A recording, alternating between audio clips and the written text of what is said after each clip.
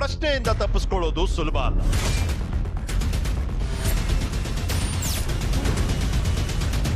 To the point. ನಮಸ್ಕಾರ, ನಿಮ್ ಜೊತೆ ಇದೆ ನೆಟ್ವರ್ಕ್ 18. ನೀವು ನೋಡ್ತಿದ್ದೀರಾ ನ್ಯೂಸ್ 18. ನಾನು ನಿಖಿಲ್ ಜೋಶಿ. ನೋಡಿ, ಯಾವುದೇ ಒಂದು ಸರ್ಕಾರ ಅಧಿಕಾರಕ್ಕೆ ಬಂದ ತಕ್ಷಣ ಅಷ್ಟು ಕೆಲಸಗಳನ್ನ ಒಂದು ಸಂಪ್ರದಾಯದಂತೆ ಮಾಡ್ತವೆ. ಅದರಲ್ಲಿ ಇದು ಒಂದು ಏನಪ್ಪಾ ಅಂದ್ರೆ, ವಿರೋಧ ಪಕ್ಷಗಳ ಬಗ್ಗೆ ಇರುವಂತ ಅಸಮಾಧಾನವನ್ನ ವ್ಯಕ್ತಪಡಿಸೋದ್ರ ಜೊತೆಗೆ ತನಿಖೆಗಳನ್ನ ಆದೇಶ ಮಾಡ್ಬಿಡೋದು. ತನಿಖೆಯ ಆದೇಶದ ಉದ್ದೇಶ ಯಾವಾಗ ಸಾಬೀತಾಗ್ತದೆ ಅಂದ್ರೆ, ಆ ಒಂದು ತನಿಖೆ ತಾರ್ಕಿಕ ಅಂತ್ಯವನ್ನ ತಲುಪಿದಾಗ. ಕೇವಲ ರಾಜಕಾರಣಕ್ಕಾಗಿ ತನಿಖೆಯನ್ನ ಆದೇಶಿಸೋದು ಜನರಲ್ಲಿ ಸರ್ಕಾರದ ಬಗ್ಗೆ, ಆ ಪಕ್ಷದ ಬಗ್ಗೆ ವಿಶ್ವಾಸವನ್ನ ಕ್ಷೀಣಿಸೋದಿಲ್ವಾ? ಪ್ರಶ್ನೆ. ಮೊದಲನೇ ಚರ್ಚೆಯ ವಿಷಯ ತನಿಖೆ ಸಲಾಕೆ ಅಂದ್ರೆ ಏನು ಅಂತ ನಿಮಗೆ ಗೊತ್ತಿದೆ. ಈ ಕಟ್ಟಡ ನಿರ್ಮಾಣದ ಸಂದರ್ಭದಲ್ಲೆಲ್ಲ ಉಪಯೋಗಿಸುವಂತ ಒಂದು ಅಸ್ತ್ರ, ಅದು ಒಂದು ಆಯುಧ. ಅದನ್ನ ಅಗಿಯೋದಕ್ಕೆ ಬಳಸ್ತಾರೆ. ಇಲ್ಲೂ ಅಗಿತಿದೆ ಸರ್ಕಾರ. ಹಿಂದಿನ ಸರ್ಕಾರದ ಆರೋಪಗಳು ಮತ್ತೆ ಹಗರಣಗಳು ಎನ್ನಲಾದ ವಿಷಯಗಳ ಬಗ್ಗೆ ಮಾಹಿತಿಯನ್ನ ಅಗದು ಹೊರಗೆ ತೆಗೆಯುವಂತ ಪ್ರಯತ್ನವನ್ನ ಸರ್ಕಾರ ಮಾಡ್ತಿದೆ. ಅದು ಮೊದಲನೇ ಚರ್ಚೆಯ ವಿಷಯ.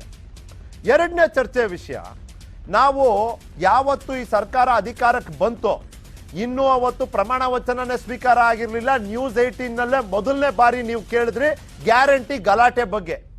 ನ್ಯೂಸ್ 18 ನಲ್ಲಿ ಮೊದಲನೇ ಬಾರಿ ನೀವು ಕೇಳಿದ್ರಿ ಷರತ್ತುಗಳನ್ನ ಅನ್ವಯಿಸದೆ ಗ್ಯಾರಂಟಿಯ ಅನುಷ್ಠಾನ ಅಸಾಧ್ಯ ಅನ್ನೋ ವಿಷಯವನ್ನ.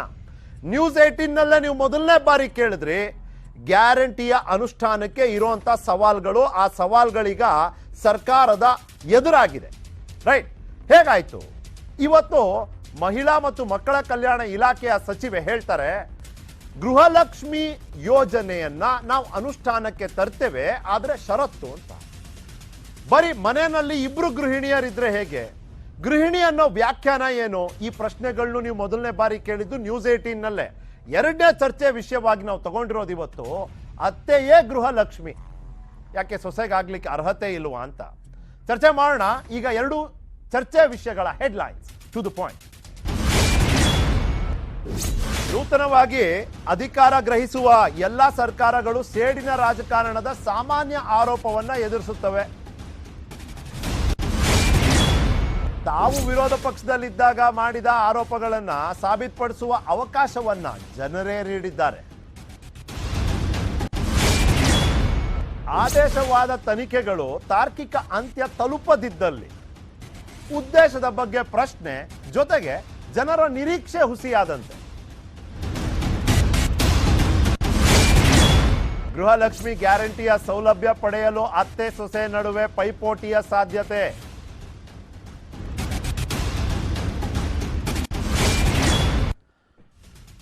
ಚರ್ಚೆಯ ಚೌಕಟ್ಟನ್ನ ನಿರ್ಧರಿಸೋ ಪ್ರಮುಖ ಪ್ರಶ್ನೆಗಳು ನಿಮ್ಮ ಮುಂದೆ.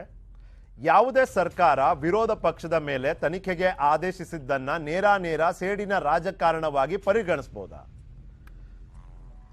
ಅರ್ಥನೇ ಇಲ್ಲದೆ ಇರುವಂತ ತನಿಖೆ ಆದೇಶಿಸೋದಕ್ಕೆ ಸಾಧ್ಯನಾ? ಒಂದು ಪ್ರಾಥಮಿಕ ಹಂತದಲ್ಲಾದ್ರೂ ಆಧಾರ ಅಂತ ಇರಬೇಕಲ್ಲ.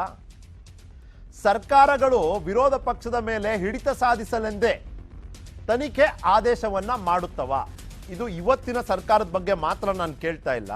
ಹಿಂದಿನ ಸರ್ಕಾರಗಳು ಕೂಡ ಯಾವ ರೀತಿ ತಮ್ಮ ರಾಜಕೀಯ ವಿರೋಧಗಳ ಮೇಲೆ ಮತ್ತೆ ಆ ಪಕ್ಷಗಳ ಮೇಲೆ ತನಿಖೆಯ ಅಸ್ತ್ರವನ್ನ ಹೇಗೆಲ್ಲ ಬಳಸ್ಕೊಂಡಿದ್ದಾವೆ ಅನ್ನೋ ಒಂದು ನೆನಪು ಕೂಡ ಮಾಡಿಕೊಡುವಂತ ಪ್ರಯತ್ನ ಮಾಡ್ತೀನಿ. ತನಿಖೆ ಮತ್ತು ಸರ್ಕಾರದ ಉದ್ದೇಶದ ಬಗ್ಗೆ ಜನರಲ್ಲಿ ವಿಶ್ವಾಸ ಮೂಡಿಸುವಲ್ಲಿ ತಾರ್ಕಿಕ ಅಂತ್ಯದ ಮಹತ್ವವೇನು? ನೀವು ಕೇವಲ ತನಿಖೆ ಅಂತ ಆದೇಶ ಮಾಡಿ ಅದನ್ನ ಬಿಟ್ಟುಬಿಟ್ರೆ ಆಗೋದಿಲ್ಲ. ಅದ್ರ ಮೂಲಕ ಒಂದು ಶಿಕ್ಷೆ ಅಂತ ಆಗಬೇಕು, ತನಿಖೆಯ ವರದಿ ಬರಬೇಕು, ಆ ವರದಿಯ ಮಾಹಿತಿ ಸಾರ್ವಜನಿಕ ವಲಯದಲ್ಲಿ ಲಭ್ಯ ಇರಬೇಕು, ಜನರಿಗೂ ಅರ್ಥ ಆಗಬೇಕು ತನಿಖೆಯ ಉದ್ದೇಶ ಏನಾಗಿತ್ತು, ತನಿಖೆಯ ಮೂಲಕ ಸಿಕ್ಕಂಥದ್ದು ಏನು ಅಂತ. ಇದಾಗದೇ ಇದ್ರೆ ನಿಮ್ಮ ಉದ್ದೇಶದ ಬಗ್ಗೆ ಪ್ರಶ್ನೆ ಆಗಬೇಕೋ ಬೇಡವೋ? ಇನ್ನು ಗೃಹಲಕ್ಷ್ಮಿ ಗ್ಯಾರಂಟಿಯ ಅನುಷ್ಠಾನಕ್ಕೆ ಸಂಬಂಧಪಟ್ಟಂತ ಷರತ್ತುಗಳ ದಿಕ್ಸೂಚಿ ನೀಡಿದ್ರ ಸಚಿವರು. ಅದು ಎರಡನೇ ಚರ್ಚೆಯ ವಿಷಯ, ಕಡೆ ಭಾಗದಲ್ಲಿ ನಾವು ಮಾತನಾಡ್ತೀವಿ. ಈ ಮೊದಲನೇ ಚರ್ಚೆಯ ವಿಷಯಕ್ಕೆ ಅನುಗುಣವಾದಂಥ ಒಂದಷ್ಟು ಹೇಳಿಕೆಗಳು ಬಂದಿದ್ದಾವೆ. ಉಪಮುಖ್ಯಮಂತ್ರಿಗಳಾದ DK ಶಿವಕುಮಾರ್ ಅವರು ಮಾತನಾಡಿದ್ದಾರೆ. ಅದೇ ರೀತಿ ಪ್ರಿಯಾಂಕ್ ಖರ್ಗೆ ಅವರ ಪತ್ರದ ಆಧಾರದ ಮೇಲೆ ತನಿಖೆಯನ್ನು ಆದೇಶಿಸಿದ್ದಾರೆ ಮುಖ್ಯಮಂತ್ರಿಗಳು. ಯಾವ್ಯಾವ ತನಿಖೆ ಹೇಗೆಲ್ಲ ಆದೇಶ ಆಗಿದೆ ಅನ್ನೋದನ್ನ ಇನ್ನು ಕೆಲವೇ ನಿಮಿಷಗಳಲ್ಲಿ ನಿಮ್ಮ ಸ್ಕ್ರೀನ್ ಮೇಲೆ ನೀವು ನೋಡ್ತೀರಿ. ಉಪಮುಖ್ಯಮಂತ್ರಿಗಳ ಹೇಳಿಕೆ ಮಾಜಿ ಮುಖ್ಯಮಂತ್ರಿಗಳ ಪ್ರತಿ ಹೇಳಿಕೆ ಕೇಳ್ಕೊಂಡು ಬನ್ನಿ. ಈಗ ನನಗೆ ಗೂಳಟ್ಟಿ ಶೇಖರ್ ಮಾತು ಕಿವಿಲಿದೆ, ವಿಶ್ವನಾಥ್ ಮಾತು ಹಿಂದೆ ಕಿವಿಲಿ ಒಂದು ಕಿವಿಲಿದೆ. ನಾನು ಏನೇ ಒಂದು ತೀರ್ಮಾನಕ್ಕೆ ಬರ್ಬೇಕಾದ್ರೆ ಈ ಕಣ್ಣಲ್ಲಿ ನಾನು ನೋಡ್ಬೇಕು. ಸೊ ಅವ್ರು ಏನೇನ್ ಹೇಳಿದ್ದಾರೆ ಅದನ್ನೆಲ್ಲ ಕಣ್ಣಲ್ಲಿ ಫಸ್ಟ್ ನೋಡ್ತೀನಿ, ಎನ್ಕ್ವೈರಿ ಮಾಡ್ತೀನಿ, ಆಮೇಲೆ ಮಾತಾಡ್ತೀನಿ. ಆ ಮುತ್ತು ರತ್ನಗಳ ಮಾತುಗಳೆಲ್ಲ ನಾನೆಲ್ಲ ನೆನಪು ಮಾಡಿ ನಿನಗೆ ಹೇಳ್ತಾ ಇದೀನಲ್ಲಪ್ಪ. ಮತ್ತು ಕೋವಿಡ್ ಸಂದರ್ಭದಲ್ಲಿ ಏನೇನು ಆಯಿತು, ಯಾವ ರೀತಿ ನಡೆದಿದೆ ಅದೆಲ್ಲ ಮಾಹಿತಿಗಳು ಕೂಡ ನಾನು ಅದನ್ನು ಕೂಡ ತಗೊಳ್ತಾ ಇದ್ದೀನಿ. ಕ್ರಮ ತಗೊಳ್ತಕ್ಕಂಥದ್ದಕ್ಕೆ ಆಗಿರತಕ್ಕಂಥದ್ದು ನಮಗೆ ಕಂಡು ಬಂದಾಗ ಕ್ರಮ ತಗೊಳ್ತಕ್ಕಂಥದ್ದು ಕೂಡ ಮಾಡ್ತೀವಿ. ಯಾವುದೇ ಕಂಪ್ಲೇಂಟ್ ಇರಲಿ, ಯಾವುದೇ ಇಲಾಖೆ ಇರಲಿ, ಹೊಸ ಸರ್ಕಾರ ಬಂದಿದೆ, ಅವ್ರಿಗೆ ಎಲ್ಲೆಲ್ಲಿ ತನಿಖೆ ಆಗಬೇಕು ಅನ್ನಿಸ್ತಾ ಇದೆ ಅಲ್ಲಿ ಅವರು ತನಿಖೆಯನ್ನು ಮಾಡ್ಬೋದು. ಅದರಲ್ಲೇನು ತಪ್ಪಿಲ್ಲ, ನಾವು ಸ್ವಾಗತ ಮಾಡ್ತೀವಿ. ತಪ್ಪಿಸಿದ್ರೆ ಶಿಕ್ಷೆ, ದುರುದ್ದೇಶ ಇಟ್ಟುಕೊಂಡು ಯಾವುದೇ ಕಾರಣಕ್ಕೂ ತನಿಖೆ ಆಗಬಾರ್ದು. ಬಹಳ ಸ್ಪಷ್ಟವಾಗಿ ನಮ್ಮ ನಿಲುವು ಏನು ಚುನಾವಣೆಗಿಂತ ಮುಂಚೆ ಇತ್ತು, ಆ ನಿಲುವು ಈಗೂ ಕೂಡ ನಾವು ಬದ್ಧರಾಗಿದ್ದೇವೆ. ಎಲ್ಲ ಭ್ರಷ್ಟಾಚಾರದ ಏನು ಪ್ರಕರಣಗಳಿದೆ ಅದನ್ನ ನಾನು ನಾವೆಲ್ಲರೂ ಸೇರಿ ನಾವು ಒಂದು ಲಾಜಿಕಲ್ ಎಂಡಿಗೆ ತಗೊಂಡು ಹೋಗುವಂತ ಕೆಲಸವನ್ನ ನಾವು ನಮ್ಮ ಭಾಗದಲ್ಲಿ ನಾವು ಮಾಡ್ತೇವೆ. ಈ ಚರ್ಚೆಯಲ್ಲಿ ನನ್ನ ಜೊತೆ ಕಾಂಗ್ರೆಸ್ಸಿನ ಮುಖ್ಯ ವಕ್ತಾರರು ಜೊತೆಗೆ MLC ಕೂಡ ನಾಗರಾಜ್ ಯಾದವ್ ಅವರು. ನಮಸ್ಕಾರ ಸರ್, ಸ್ವಾಗತ ನಿಮಗೆ. ದೇವರಾಜ್ ಅವರು ಇದ್ದಾರೆ JDS ಇಂದ. ಕೆಲವೇ ನಿಮಿಷಗಳಲ್ಲಿ ಅಶ್ವಥ್ ನಾರಾಯಣ್ ಗೌಡ್ರು ಇರ್ತಾರೆ ಬಿಜೆಪಿಯಿಂದ. ಸೇಡಿನ ರಾಜಕಾರಣ ಅನ್ನೋ ಸಹಜವಾದ ಸುಲಭವಾದ ಆರೋಪವನ್ನ ಪ್ರತಿ ಹೊಸ ಸರ್ಕಾರನೂ ಎದುರಿಸ್ಬಿಡುತ್ತೆ. ಇವತ್ತು ಎದುರಿಸ್ತಾ ಇರುವಂತದ್ದು ನಾಗರಾಜ್ ಯಾದವ್ ಅವರ ಕಾಂಗ್ರೆಸ್ ಪಕ್ಷದ ರಾಜ್ಯ ಸರ್ಕಾರ. ಸರ್, ಸೇಡಿನ ರಾಜಕಾರಣ ಯಾಕೆ ನೀವು ತನಿಖೆ ಆರ್ಡರ್ ಮಾಡಬಾರ್ದು ಅನ್ನೋದು ನನ್ನ ಪ್ರಶ್ನೆ ಇದೆ. ಯಾಕಂದ್ರೆ ಅಷ್ಟೆಲ್ಲ ಆರೋಪ ಮಾಡಿದಂಥವ್ರು ನೀವು, ನಿಮ್ಮ ಪಕ್ಷದವರು, ಇವತ್ತು ಅದನ್ನು ಸಾಬೀತುಪಡಿಸ್ಬೇಕಲ್ಲ. ಅಧಿಕಾರದಲ್ಲಿದ್ದೀರಿ, you are using that chance. Why not ಅನ್ನೋದು ಒಂದು ಪ್ರಶ್ನೆ, ವೈ ಅನ್ನೋದು ಇನ್ನೊಂದು ಪ್ರಶ್ನೆ. ಎರಡು ಸರಿಯಾಗಿದೆ. ಕೆಳಗೆ ಪ್ರಜಾತಂತ್ರ ಜನಗಳಿಗೆ ಗೊತ್ತಾಗಬೇಕು ಯಾವ ಕಾರಣಕ್ಕೆ ಯಾರು ಏನು ಮಾಡ್ತಾರೆ ಅಂತಕ್ಕಂಥದ್ದು. ನಾವು ಅಧಿಕಾರಕ್ಕೆ ಬಂದದ ನಂತರ 10ನೇ ತಾರೀಕು ಕೌಂಟಿಂಗ್ ಆದಕ್ಕೆ ಮುಂಚೆ ಏನು ಮಾತಾಡ್ತಾ ಇದ್ದೀವಿ, ನಾವು ಜನಗಳ ಮುಂದೆ ಏನು ಮಾತಾಡ್ತಾ ಇದ್ವಿ? ಈ ರಾಜ್ಯ ಸರ್ಕಾರ, BJP ಸರ್ಕಾರ ಎಲ್ಲ ಹಂತದಲ್ಲಿ ಭ್ರಷ್ಟಾಚಾರದಿಂದ ಕೂಡಿರ್ತಕ್ಕಂಥದ್ದು. ನಾವೊಂದು ವೇಳೆ ಅಧಿಕಾರಕ್ಕೆ ಬಂದರೆ ಖಂಡಿತವಾಗಲೂ ಕೂಡ ಇದಕ್ಕೆ ತಾತ್ವಿಕ ಅಂತ್ಯವನ್ನು ಕಾಣ್ತೇವೆ, ತನಿಖೆ ಮಾಡ್ತೇವೆ, ಸೂಕ್ತವಾದಂಥ ಕಾನೂನು ಕ್ರಮಗಳನ್ನು ಕೈಗೊಳ್ತೇವೆ ಅಂತ ಮಾತು ಕೊಟ್ಟಿದ್ದೀವಲ್ಲ ಜನಗಳಿಗೆ. ಅದನ್ನು ನಂಬಿ ಜನ ಓಟ್ ಹಾಕಿದ್ರೋ ಇಲ್ವೋ? ಹಾಕಿದ್ದಾರೆ. ಈಗ ಅಧಿಕಾರಕ್ಕೆ ಬಂದ ನಂತರ ಈ 2 ವಾರಗಳಾಗ್ತಾರೆ ಸಂದರ್ಭದಲ್ಲಿ ನಾವು ಕೆಲವು ವಿಚಾರಗಳಲ್ಲಿ ನೀವು ತಗೊಳ್ಳಿ, ಗಂಗಾ ಕಲ್ಯಾಣ ವಿಚಾರ ತಗೊಂಡಾಗ ಸದನ ಸಮಿತಿಯನ್ನು ರಚನೆ ಮಾಡಿದರು. ಸದನದ ವರದಿ ಕೊಟ್ಟಿದ್ದೆಲ್ಲ ಅಕ್ರಮ ಆಗಿದೆ ಅಂತೇಳಿ 100 ಕೋಟಿ ರೂಪಾಯಿಗಳ ಕಾಮಗಾರಿಯನ್ನು ಕೊಟ್ಟಾಗ, 100 ಕೋಟಿಗಳ ಕಾಮಗಾರಿಯನ್ನು ಕೊಟ್ಟಾಗ ಸುಮಾರು 30ರಿಂದ 40 ಕೋಟಿ ರೂಪಾಯಿ ಹಗರಣ ಆಗಿದೆ ಅಂತೇಳಿ ತನಿಖಾ ವರದಿ ನಮ್ಮ ಹತ್ರ ಬಂದಿರ್ತಕ್ಕಂಥ ಪ್ರೈಮಾ ಫೇಜಿ ನಮ್ಮ ಕಣ್ಣು ಮುಂದೆ ಕಾಣ್ತಾ ಇರಬೇಕು. ನಾವು ಸುಮ್ಮನೆ ಕೊಡ್ಲಿಕ್ಕೆ ಆಗೋದಿಲ್ಲ.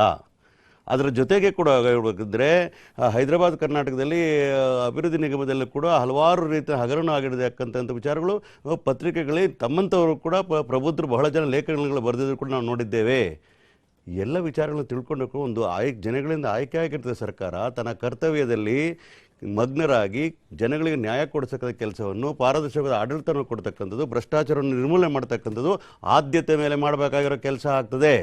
ಒಂದು ವೇಳೆ ಅವ್ರು ತಪ್ಪು ಮಾಡಿಲ್ಲ ಅನ್ನೋದಾದರೆ definitely people question why did you do it ಇದು ಸೇಡಿನ ರಾಜಕಾರಣ ಅಂತ. ಸೇಡಿನ ರಾಜಕಾರಣ ಮಾಡಲಿಕ್ಕೆ ನಮ್ಗೆ ಯಾವ ಕಾರಣಗಳು ಇಲ್ಲ, ಮಾಡುವ ಅವಶ್ಯಕತೆಯೂ ಇಲ್ಲ. ನಾವು ತನಿಖೆಯನ್ನು ಮಾಡಬೇಕಾದ್ರೆ ಪ್ರೈಮಾ ಫೇಜಿ ಎಲ್ಲಾದರೂ ಅಕ್ರಮ ನಡೆದಿದೆ ಗೊತ್ತಾದರೆ ಖಂಡಿತವಾಗ್ಲೂ ಕೂಡ ಅದಕ್ಕೆ ಅಕೌಂಟಬಿಲಿಟಿ ಯಾರಿದ್ದಾರೆ ಅನ್ನೋ ವಿಚಾರನ ತನಿಖೆ ಮಾಡಬೇಕಾಗ್ತದೆ. ಅದು ಜನಗಳ ಮುಂದೆ ಇಡ್ತಕ್ಕಂಥ ಕೆಲಸವನ್ನು ಮಾಡ್ತೇವೆ. That will be time bound programme ಅನ್ನೋ ಮಾತು ಹೇಳ್ತೀವಿ. Without prima facie we will not do anything. But ಎಲ್ಲ ಕೇಸುಗಳಲ್ಲಿ ಈಗ ಕೊಟ್ಟಿರ್ತಕ್ಕಂಥ ನಾನು ಹೇಳಿರ್ತಕ್ಕಂಥ ಗಂಗಾ ಕಲ್ಯಾಣ ವಿಚಾರದಲ್ಲಿ ಫಸ್ಟ್ FIR ಆಗಿರ್ತಕ್ಕಂಥ ವಿಚಾರ ಇರ್ಬೋದು, ಅಥವಾ ಹೈದರಾಬಾದ್ ಕಲ್ಯಾಣ ಕರ್ನಾಟಕ ಅಭಿವೃದ್ಧಿ ನಿಗಮದಲ್ಲಿ ಆಗಿರ್ತಕ್ಕಂಥ ಪ್ರಾಧಿಕಾರದಲ್ಲಿ ಆಗಿರ್ತಕ್ಕಂಥ ವಿಚಾರಗಳು ಇವೆಲ್ಲವೂ ಕೂಡ ಪ್ರೈಮಾ ಫೇಜಿ ನಮ್ಮದು ದಾಖಲೆಗಳು ಇರೋದ್ರಿಂದ ತನಿಖೆಗೆ ಆದೇಶವನ್ನು ಕೊಡಲಾಗಿದೆ. There is no question of political smell in this matter ಅಂತ ಹೇಳ್ತೀರಿ. ಯಾವುದೇ ಕಾರಣಕ್ಕೂ ಕೂಡ ಸ್ಟೇಡಿನ ರಾಜಕಾರಣದ ನಂಬಿಕೆ ಇಟ್ಕೊಂಡಿಲ್ಲ. ಸತ್ಯ, ಪ್ರಾಮಾಣಿಕತೆಯನ್ನು, ದಕ್ಷತೆಯಿಂದ ಭ್ರಷ್ಟಾಚಾರ ತೆಗೆದಾಕ್ಲಿಕ್ಕೆ ನಾವು ಕೆಲಸವನ್ನು ಮಾಡ್ತೇವೆ. ಈಗ ಕುಮಾರಸ್ವಾಮಿ ಅವ್ರ ಸರ್ಕಾರದಲ್ಲಿ ಇದ್ದಾಗ, ದೇವರಾಜ್ ಅವರೇ, ಅಶ್ವಥ್ ನಾರಾಯಣ್ ಗೌಡ್ರೆ ನಮಸ್ಕಾರ, ಸ್ವಾಗತ ನಿಮಗೂ. ನೋಡಿ, ಕುಮಾರಸ್ವಾಮಿ ಅವ್ರ ಸರ್ಕಾರದಲ್ಲಿದ್ದಾಗ ಒಂದು ಆಡಿಯೋ ಕ್ಲಿಪ್ ಅದ್ರ ಬಗ್ಗೆ ತನಿಖೆ ನಡೆಸಿದ್ರಿ. ಅದು ಆಪರೇಷನ್ಗೆ ಸಂಬಂಧಪಟ್ಟಿದ್ದು, ಯಾವುದೋ ಭ್ರಷ್ಟಾಚಾರ ಬೇರೆ ಬೇರೆ ರೀತಿಯ ಆರೋಪದಲ್ಲ. ಆ ಒಂದು ಸಂದರ್ಭದಲ್ಲಿ ಯಡಿಯೂರಪ್ಪನವ್ರು ಹೇಳ್ತಾರೆ, ಇಲ್ಲ, ಇವರ ಆಡಳಿತ ವೈಫಲ್ಯವನ್ನ ಮುಚ್ಚಾಕ್ಲಿಕ್ಕೆ ಈ ರೀತಿಯ ಕಪೋಕಲ್ಪಿತ ಕಥೆಗಳನ್ನ ಕಟ್ತಿದ್ದಾರೆ JDSನವರು. ಸೇಡಿನ ರಾಜಕಾರಣ ಅನ್ನೋದು ಯಾವಾಗ ಬರುತ್ತೆ? ಅಲ್ಲ, ಇದಕ್ಕೂ ಬಹಳಷ್ಟು ಒಳ್ಳೆಯ ಪ್ರಶ್ನೆ. ಈಗ ಸಂದರ್ಭ ಅಂತೂ ಬಹಳಷ್ಟು ಸೊಗಸಾಗಿದೆ. ಯಾಕೆ ರಾಜ್ಯದ ಜನತೆಗೆ ಸತ್ಯ ಗೊತ್ತಾಗಬೇಕಾಗಿದೆ. ಬಹುಶಃ ನನಗೆ ತಿಳಿದ ಮಟ್ಟಿಗೆ 1973 ಅಂತ ಕಾಣುತ್ತೆ. ಸನ್ಮಾನ್ಯ ದೇವೇಗೌಡರು ದೇವರಾಜ ಅರಸು ಅವ್ರ ಬಗ್ಗೆ, ಮಾನ್ಯ ಅವತ್ತಿನ ಮುಖ್ಯಮಂತ್ರಿಗಳು ಅವ್ರ ಮೇಲೆ ಅಲಿಗೇಷನ್ಸ್ ಮಾಡ್ತಾರೆ, ಬಹುದೊಡ್ಡ ಆಪಾದನೆಗಳನ್ನ ಮಾಡ್ತಾರೆ. ಆ ಸಂಬಂಧಪಟ್ಟ ಹಾಗೆ ಕಾಂಗ್ರೆಸ್ ಸರ್ಕಾರ ಅವತ್ತಿನ ದಿವಸ ಗ್ರೋವರ್ ಆಯೋಗವನ್ನು ರಚನೆ ಮಾಡ್ತಾರೆ. ಅವತ್ತಿನ ದಿವಸ ರಚನೆ ಆಗಿದ್ದರ ನಂತರ ಏನಾಗುತ್ತೆ, ಈ ಮಾನ್ಯ ದೇವೇಗೌಡರು ಮಾಡಿದಂಥ ಆರೋಪಗಳ ಬಗ್ಗೆ ಗ್ರೋವರ್ ಆಯೋಗದಲ್ಲಿ ಏನು ಬಂತು, ನಂತರ ಅದ್ರ ಬಗ್ಗೆ ಆಕ್ಷನ್ಸ್ ಏನಾಯಿತು ಅಂತಕ್ಕಂಥದ್ದು ರಾಜ್ಯದ ಮುಂದೆ ಇರ್ತಕ್ಕಂಥದ್ದು. ಅಲ್ಲಿಂದ ಇಲ್ಲಿಯವರೆಗೂ ನೀವು ನೋಡಿ, ಗಮನಿಸಿ, ಅಲ್ಲಿಂದ ಇಲ್ಲಿಯವರೆಗೂ ನಮಿಸಿ ಸರ್ಕಾರ ಮಾಡತಕ್ಕಂತಹ ತನಿಖೆ ಬಗ್ಗೆ ಸಾರ್ವಜನಿಕರಲ್ಲಿ ನಂಬಿಕೆ ಇದೆಯಾ ಅಂತಕ್ಕಂಥದ್ದು ಬಹುದೊಡ್ಡ ಪ್ರಶ್ನೆ ಆಗಿದೆ ಇವತ್ತು. ನಾನು ಇವತ್ತು ಕಾಂಗ್ರೆಸ್ ಸರ್ಕಾರ ತನಿಖೆ ಯಾವುದೇ ವಿಷಯದ ಬಗ್ಗೆ ಮಾಡಲಿ, ಅವ್ರದೇ ಸರ್ಕಾರದ ಬಗ್ಗೆ ಮಾಡಲಿ, ಇವತ್ತಿನ ಸರ್ಕಾರದ ಬಗ್ಗೆ ಮಾಡಲಿ, ಹಿಂದಿನ ಸರ್ಕಾರದ ಬಗ್ಗೆ ಮಾಡಲಿ, ಯಾವುದೇ ಒಂದು ಕಟ್ ಆಫ್ ಡೇಟ್ ತೊಗೊಂಡು ಎಲ್ಲಿಂದ ಎಲ್ಲಿವರೆಗೂ ಮಾಡಲಿ ನಾವು ಸ್ವಾಗತ ಬಯಸ್ತೀವಿ. ಅದ್ರ ಬಗ್ಗೆ ನಮ್ದು ಅಭ್ಯಂತರ ಇಲ್ಲ. ಭ್ರಷ್ಟಾಚಾರ ಖಂಡಿತವಾಗಿಯೂ ಅದನ್ನು ನಿಯಂತ್ರಣ ಮಾಡ್ತಾರೋ ನಿರ್ಮೂಲನೆ ಮಾಡ್ತಾರೋ ಅದ್ರ ಬಗ್ಗೆ ಏನು ಕ್ರಮ ಕೈಗೊಳ್ಳಬೇಕು ತಗೊಳ್ಳಿ. ಆದರೆ ಪ್ರಶ್ನೆ ಬಂದಿರತಕ್ಕಂಥದ್ದೇನು, ಖಂಡಿತವಾಗಿಯೂ ನನ್ನ ರಾಜ್ಯದಲ್ಲಿರ್ತಕ್ಕಂತಹ ಅಂಕಿ ಅಂಶಗಳು ತಗೊಂಡ್ರೆ ಇಲ್ಲಿಯವರೆಗೂ ಸಹ ತನಿಖಾ ಆಯೋಗದಿಂದ ಹೊರಬಂದಿರತಕ್ಕಂತಹ ಅಂಶಗಳ ಮೇಲೆ ಕಾನೂನು ಕ್ರಮ ಕೈಗೊಳ್ಕೊಂಡಿರ್ತಕ್ಕಂಥದ್ದು 1.5% ಮಾತ್ರ, ಕೇವಲ 1.5%. ಊಹಿಸ್ಕೊಳ್ಳಿ. ಅಲ್ಲಿಗೆ ಸಾರ್ವಜನಿಕರು ಹೇಗೆ ನಂಬ್ತಾರೆ ನಮ್ಮನ್ನ, ಸರ್ಕಾರಗಳನ್ನೇ ಆಗಲಿ ಅಧಿಕಾರದಲ್ಲಿರ್ತಕ್ಕಂಥವ್ರನ್ನ ಹೇಗೆ ನಂಬ್ತಾರೆ ಅಂತಕ್ಕಂಥದ್ದು ನಮ್ಮ ಮುಂದೆ ಇರ್ತಕ್ಕಂಥದ್ದು. ಎರಡನೇ ಪ್ರಶ್ನೆ ಏನಾಗಿದೆ, ನಿಜಕ್ಕೂ ನಾನು ಇವತ್ತಿನ ದಿವಸ ಎಲ್ಲ ಸರ್ಕಾರಗಳು, ಅದರಲ್ಲೂ ವಿಶೇಷವಾಗಿ ನಾವು ನಾಗರಾಜ್ ಯಾದವ್ ಅವರು ಮೊನ್ನೆ ಅಶ್ವಥ್ ನಾರಾಯಣ ಅವ್ರ ಬಗ್ಗೆ ಬಹಳಷ್ಟು ಟೀಕೆಗಳು ಮಾಡಿದ್ವಿ. ಸೇಡಿನ ರಾಜಕಾರಣವನ್ನು ನೀವು ಮಾಡ್ತಿದ್ದೀರಿ, ನಾವು ಯಾವುದೇ ಒಂದು ಮನವಿಯನ್ನು ಮಾಡಿದಾಗ, ವಿನಂತಿಯನ್ನು ಮಾಡಿದಾಗ ನೀವು ತನಿಖೆಗೆ ಆದೇಶನೇ ಕೊಡದೆ ನೀವು ಕೋರ್ಟ್ಗೆ ಹೋಗಿ ಮತ್ತೊಂದು ಲೋಕಾಯುಕ್ತಕ್ಕೆ ಹೋಗಿ ಅಂತ ಜಾರ್ಕೊಳ್ತಾ ಇದ್ದೀರಿ ಅಂತಕ್ಕಂಥ ಆಪಾದನೆ ಮಾಡಿದ್ವಿ. ಆ ಎಕ್ಸ್ಟೆಂಟ್ಗೆ ಇವತ್ತು ನಾನು ಸರ್ಕಾರವನ್ನು ಅಭಿನಂದಿಸ್ತೀವಿ, ನೀವು ತನಿಖೆಗೆ ಮುಂದಾಗಿದ್ದೀರಿ. ಆದರೆ ಪ್ರಶ್ನೆ ಬಂದಿರತಕ್ಕಂಥದ್ದೇನು, ತನಿಖೆ ಯಾವ್ಯಾವುದನ್ನು ಮಾಡಬೇಕು ಅಂತಕ್ಕಂಥದ್ದು. ಈಗ ನೀವು ಮಾಡಿರ್ತಕ್ಕಂಥದ್ದು 3,000 ಕೋಟಿ ಬಗ್ಗೆನೋ 6,000 ಕೋಟಿ ಬಗ್ಗೆ ಅಥವಾ 1 ಕೋಟಿಗಿಂತ ಮೇಲ್ಪಟ್ಟು ಎಲ್ಲ ಟೆಂಡರ್ ಬಗ್ಗೆ ನೀವು ತನಿಖೆ ಮಾಡ್ತೀರಿ, ಸಂತೋಷ ಮಾಡಿ.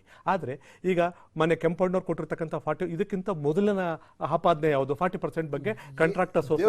ಎಲ್ಲಿ ಗೊತ್ತಾ ಪ್ರಶ್ನೆ ಬರೋದು, ನೀವು ಕರೆಕ್ಟ್ ಹೇಳಿದಿರಿ. ಕೆಂಪಣ್ಣ ಅವರು ಆರೋಪ ಮಾಡಿದ್ದಾರೆ, ಯಾಕೆ ಅವ್ರ ಮೇಲೆ ಮಾನನಷ್ಟ ಮೊಕದ್ದಮೆ ಕೇಸ್ ಪ್ರೂವ್ ಆಗಿ ಅವ್ರು ಬೇಲ್ ತಗೊಂಡು ಹೊರಗಿರ್ಬೇಕಾಯ್ತು? ಅದು ಸಹ ಚರ್ಚೆ ಆಗ್ತಿದೆ ರಾಜ್ಯದ ಜನ. ಯಾಕೆ ಅವ್ರ ಕೈಯಲ್ಲಿ ಒಂದಷ್ಟು ಸಾಕ್ಷ್ಯಾಧಾರದ ರೀತಿಯಲ್ಲಿ ಒಂದಷ್ಟು ದಾಖಲೆಗಳನ್ನ ಕೊಡ್ಲಿಕ್ಕೆ ಆಗ್ಲಿಲ್ಲ? ಅದು ಸಹ ಜನಗಳ ಮುಂದೆ ಗೊತ್ತಿದೆ. ಈಗ ಪ್ರಾಕ್ಟಿಕಲ್ ಇಶ್ಯೂಸ್ ಬರೋಣ ದೇವರಾಜ್ ಅವರೇ. ಪ್ರಾಕ್ಟಿಕಲಿ ಯಾವ ಕಾಂಟ್ರಾಕ್ಟರ್ ಬಂದ್ ಹೇಳ್ತಾರೆ, ಹೌದ್ರಿ ನಾವು ದುಡ್ಡು ಕೊಟ್ವಿ, ಅವ್ರು ನಮಗೆ ಕಿರುಕುಳ ಕೊಟ್ರು, ನಾವು ದುಡ್ಡು ಕೊಟ್ವಿ ಅಂತ ಹೇಳ್ತಾರೆ, ಅವ್ರ ಮುಂದೆ ಜೀವನ ಮಾಡ್ಬೇಕಾ ಬೇಡವಾ? ಇಲ್ಲ, ಖಂಡಿತವಾಗಿ ಪ್ರಾಕ್ಟಿಕಲ್ ಆಗು ಮಾತಾಡೋಣ ನಾವು. ಇಲ್ಲ, ಖಂಡಿತ ನಾವು ವಾಸ್ತವದಲ್ಲಿ ನಿಂತು ನೆಲದ ಮೇಲೆ ನಿಂತೆ ನಾವು ಮಾತನಾಡಬೇಕಾಗತ್ತೆ.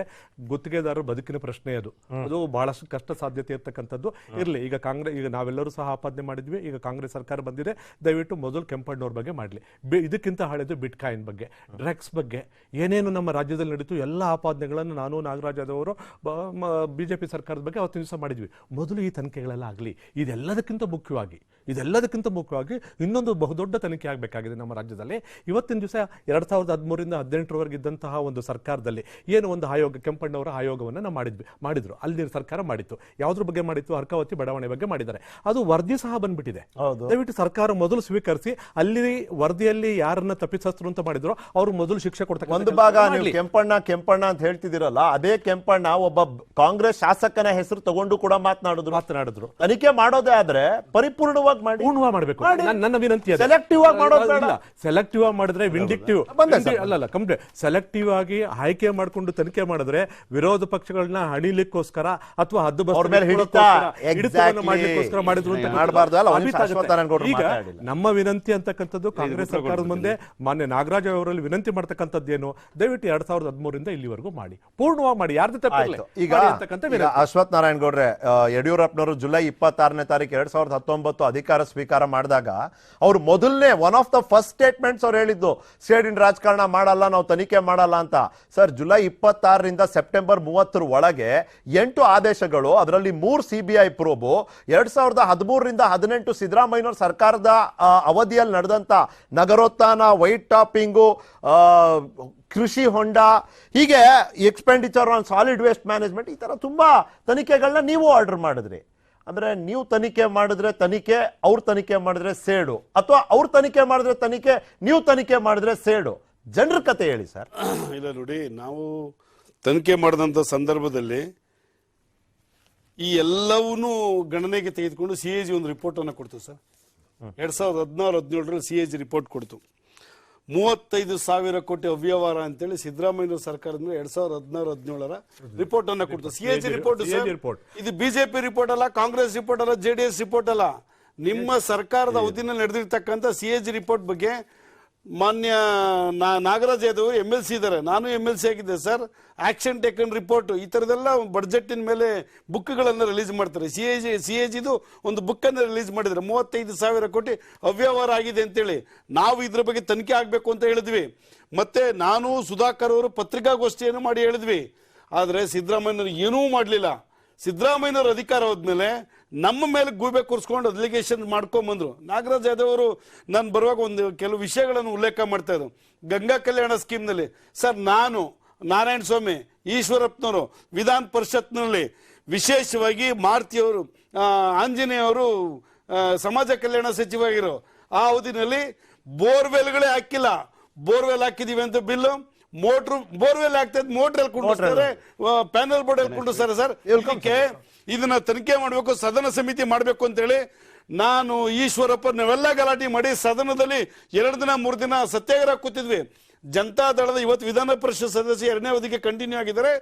ಶರವಣ ಅವರು ತಲ್ದಿಂಬನ ಎತ್ಕೊಂಡ್ ಬಂದಿರು, ದಿಂಬು ತೆಂಬು ತಟ್ಟೆ ಲೋಟದಲ್ಲಿ ಅವ್ಯವಹಾರ ಆಗಿದೆ, ವಿದ್ಯಾರ್ಥಿಗಳಿಗೆ ಹಾಸ್ಟೆಲ್ ಕೊಡಬೇಕಾಗಿರ್ತಕ್ಕಂಥ ಅನುಕೂಲತೆ ಕೊಡೋದ್ರಲ್ಲೂ ಅವ್ಯವಹಾರ ಆಗಿದೆ ಅಂತೇಳಿ ಶರವಣ ಅವರು ತಲ್ದಿಂಬೆ ಎತ್ಕೊಂಡ್ ಬಂದಿರು. ಅವ್ರಿಗೆ ಈ ತರ ಎಲ್ಲ ಮಾಡಬಾರ್ದು, ಸದನದೊಳಗಡೆ ಬರಬಾರ್ದು ಅಂತ ಹೇಳಿದ್ರು. ನಾವೊಂದು ರಿಕ್ವೆಸ್ಟ್ ಮಾಡ್ಕೊಂಡಿದ್ದು, ಸದನ ಸಮಿತಿ ರಚನೆ ಮಾಡಿ ಅಂತ ಕೇಳಿದ್ವಿ ಸರ್. ಸದನ ಸಮಿತಿ ರಚನೆ ಮಾಡಲಿಲ್ಲ. ಗಂಗಾ ಕಲ್ಯಾಣ ಸ್ಕೀಮ್ ತನಿಖೆ ಕೊಡ್ಲಿಲ್ಲ. ಯಾವುದು ಬೇಡ ಸರ್, ಸಿದ್ದರಾಮಯ್ಯನವ್ರದ್ದು ಸರ್. ನೋಡಿ ಸರ್, ಇಲ್ಲಿ ದಾಖಲೆ ಎಲ್ಲಿದೆ ಸರ್, ಸಿದ್ದರಾಮಯ್ಯನವ್ರದ್ದು ಸರ್. ಅರ್ಕಾವತಿ ಸ್ಕ್ಯಾಮ್ ಸರ್, ರೀಡು ಅಂತ ಹೇಳಿ ಒಂದು ಸ್ಕೀಮ್ ಅನ್ನ ತಂದ್ಬಿಟ್ರು ಸರ್. ಪಬ್ಲಿಕ್ ಗೆ ಸೈಟ್ ಇಶ್ಯೂ ಆಗಿದೆ ನಿಖಿಲ್, ಪಬ್ಲಿಕ್ ಗೆ ಸೈಟ್ ಇಶ್ಯೂ ಆಗಿದೆ.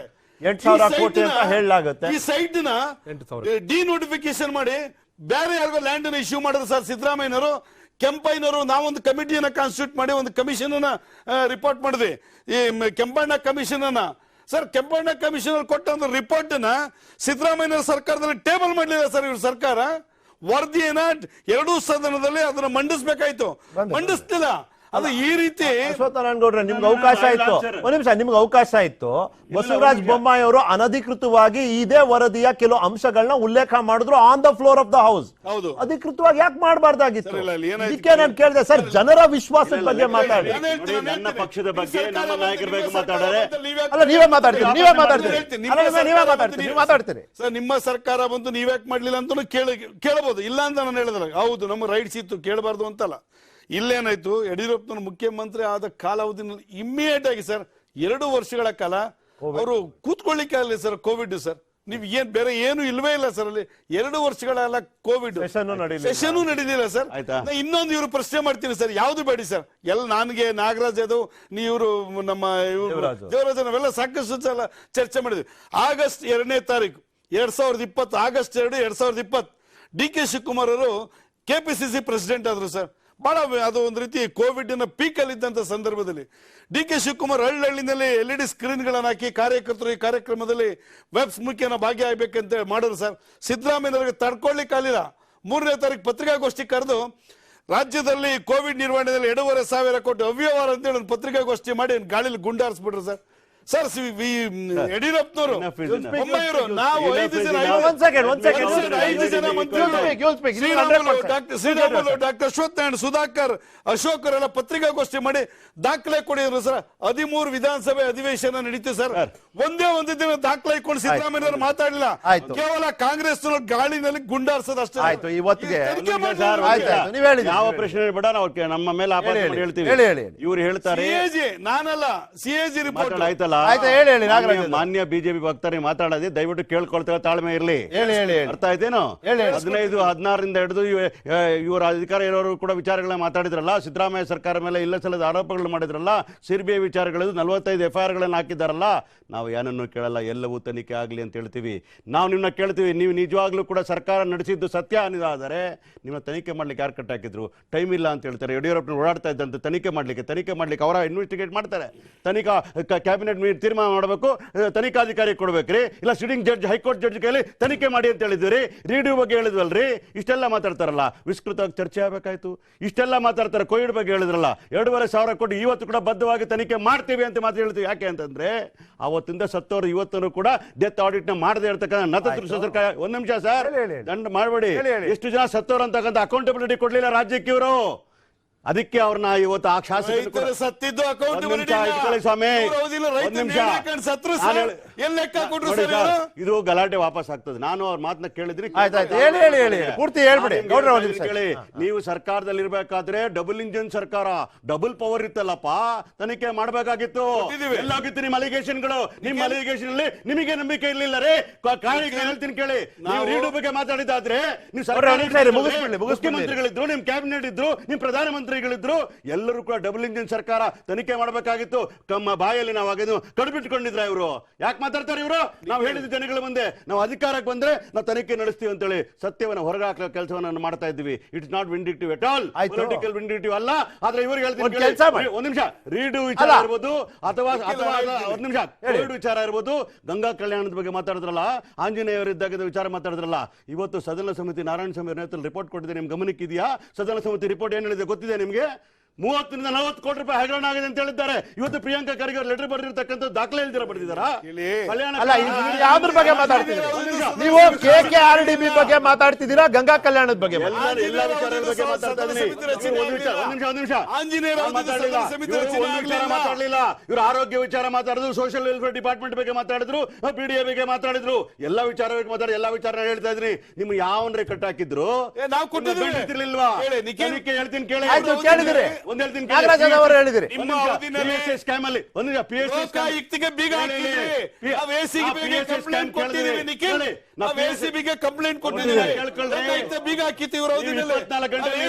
ಬಂದ್ ಮಾಡಬೇಕಾಗಿತ್ತು. ಕೋರ್ಟ್ ಬಂದ್ ಮಾಡ್ತಾರೆ. ನಿಮ್ಗೆ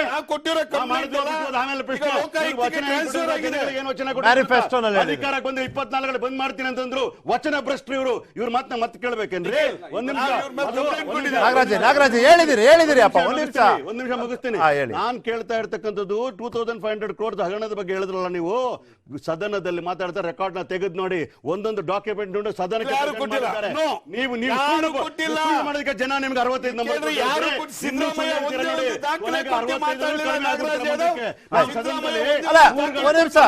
ಹೇಳಿದಿರಲ್ಲ, ಆನ್ ರೆಕಾರ್ಡ್ ಇದೆ ತಾನೆ? ಅಸೆಂಬ್ಲಿ ಆನ್ ರೆಕಾರ್ಡ್ ಇದೆ. 3 ಗಂಟೆಗಳ ಕಾಲ ಸಿದ್ದರಾಮಯ್ಯನವರು ಮಾತಾಡ್ತಾರೆ ವಿಚಾರದಲ್ಲಿ. ಒಂದೊಂದು ದಾಖಲೆ ತೋರಿಸಿ ಮಾತಾಡ್ತಾರೆ. ಯಾಕ್ರಿ ತನಿಖೆಗೆ ಆರ್ಡರ್ ಮಾಡಲಿಲ್ಲ? ಎಲ್ಲರೂ ಕೂಡ 45 ನಿಮಿಷ ಆಮೇಲೆ ಬರೋಣ. ಅಲ್ಲ, ಇವತ್ತು ಚಂಡು ನಿಮ್ಮ ಅಂಗಳದಲ್ಲಿದೆ, ನಾನು ಬರ್ತೀನಿ ಅದಕ್ಕೆ. ಬಗ್ಗೆ ಮಾತಾಡೋರು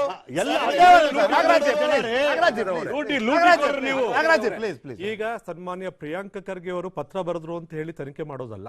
ಇವತ್ತಿನ ದಿವಸ ನೀವು ಸೇರಿ ತನಿಖೆಗೆ ಅವತ್ತಿನ ದಿವಸ ಒತ್ತಾಯ ಮಾಡಿರ್ತಕ್ಕಂಥ ಅಂಶಗಳು ಒಂದು ನಿಮಿಷ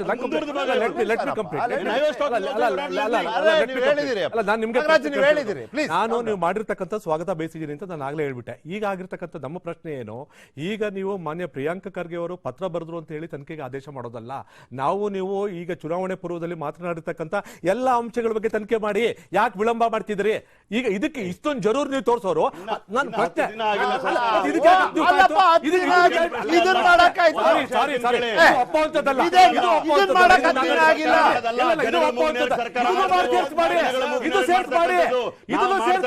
ಎಲ್ಲವನ್ನೂ ಮಾಡ್ತೀರಿ.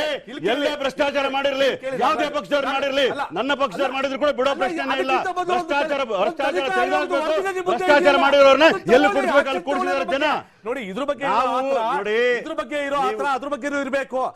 ಎಲ್ಲದ್ರ ಬಗ್ಗೆ ಕಾಳಜಿ. ಒಂದು ಮಾತು ಹೇಳ್ತೀನಿ ಕೇಳಿ. ನೀವು ಡೇಟ್ ಫಿಕ್ಸ್ ಮಾಡೋದು, ನೀವು ಡೇಟ್ ಹೇಳೋದು ನಿಮ್ ಪ್ರಕಾರ ಮಾಡಕ್ ಆಗೋದಿಲ್ಲ. ಬಂದಿದೆ, ನಿಮ್ ಸಲಹೆ ತಗೊಳ್ತೀವಿ.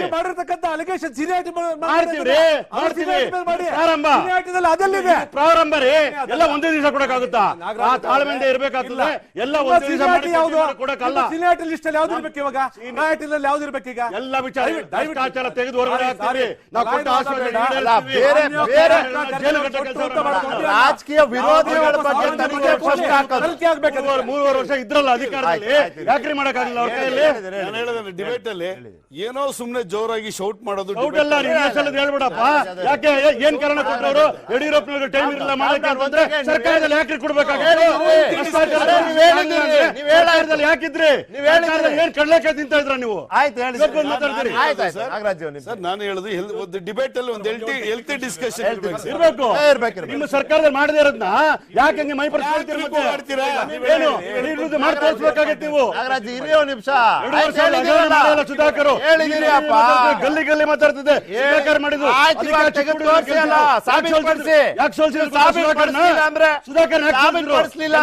ಬುದ್ಧಿ ಕಲ್ಸಿದ್ದಾರೆ ನಿಮ್ಗೆ. ಇನ್ನ ಬುದ್ಧಿ ನಾಚಿಕಾಗಲ್ಲ ನಿಮ್ಗೆ? ನಾಚಿಕಾಗಲ್ಲ ನಿಮ್ಗೆ? ಕೆಲವು ನಂಬರ್ಗಳು ಹೋಗಿದ್ರೆ ಒಬ್ರೇ ಮಾತಾಡ್ತೀರಾ? ನೀವು ಒಬ್ರೇ ಮಾತಾಡ್ತೀರಾ? ಅರೆ is telling you healthy discussion is open. ಅವ್ರು ಕೇಳ್ತಾ ಇದಾರಪ್ಪ, ಒಂದ್ ನಿಮಿಷ ಇರಿ. ನೀವು ಒಬ್ರೇ ಮಾತಾಡೋದಿದ್ದಾಗ ಅಧಿಕಾರ ಮಾಡಕ್ಕೆ ಯೋಗ್ಯತೆ ನಾಗರಾಜ್ ಯಾದವ್ ಅವರೇ ಇವತ್ತು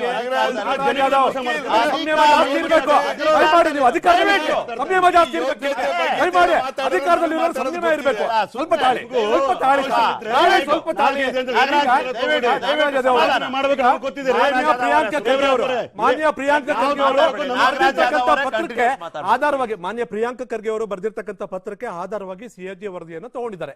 ಸಿಎಜಿ ವರದಿಯಲ್ಲಿ ಇಲ್ಲಿವರೆಗೂ ಸರ್ಕಾರದ ಬಗ್ಗೆ ಯಾವ್ಯಾವ ಸರ್ಕಾರದ ಬಗ್ಗೆ ಇದೆಯಾ ಒಟ್ಟಾರೆ ತಗೊಂಡ್ಬಿಡಿ. ಯಾಕೆ ತಗೋಬಾರ್ದು?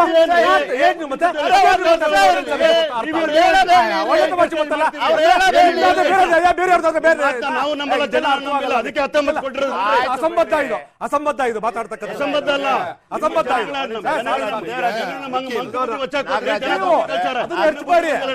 ಬಿಟ್ಬಿಡ್ರಿ. ಆ ಜವಾಬ್ದಾರಿ ನಾವು ಮಾಡ್ತೀವಿ.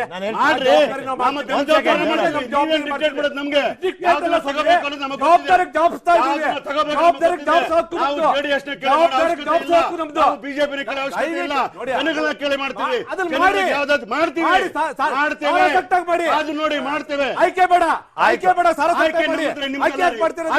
ನಿಮ್ದಲ್ಲ, ಆಯ್ಕೆ ನಿಮ್ದು ಆಗ್ಬಾರ್ದು, ನಿಮ್ದು ಆಗ್ಬಾರ್ದು. ಸರ್ಕಾರ ಇದು ಬೇರೆ ಆಯ್ಕೆ.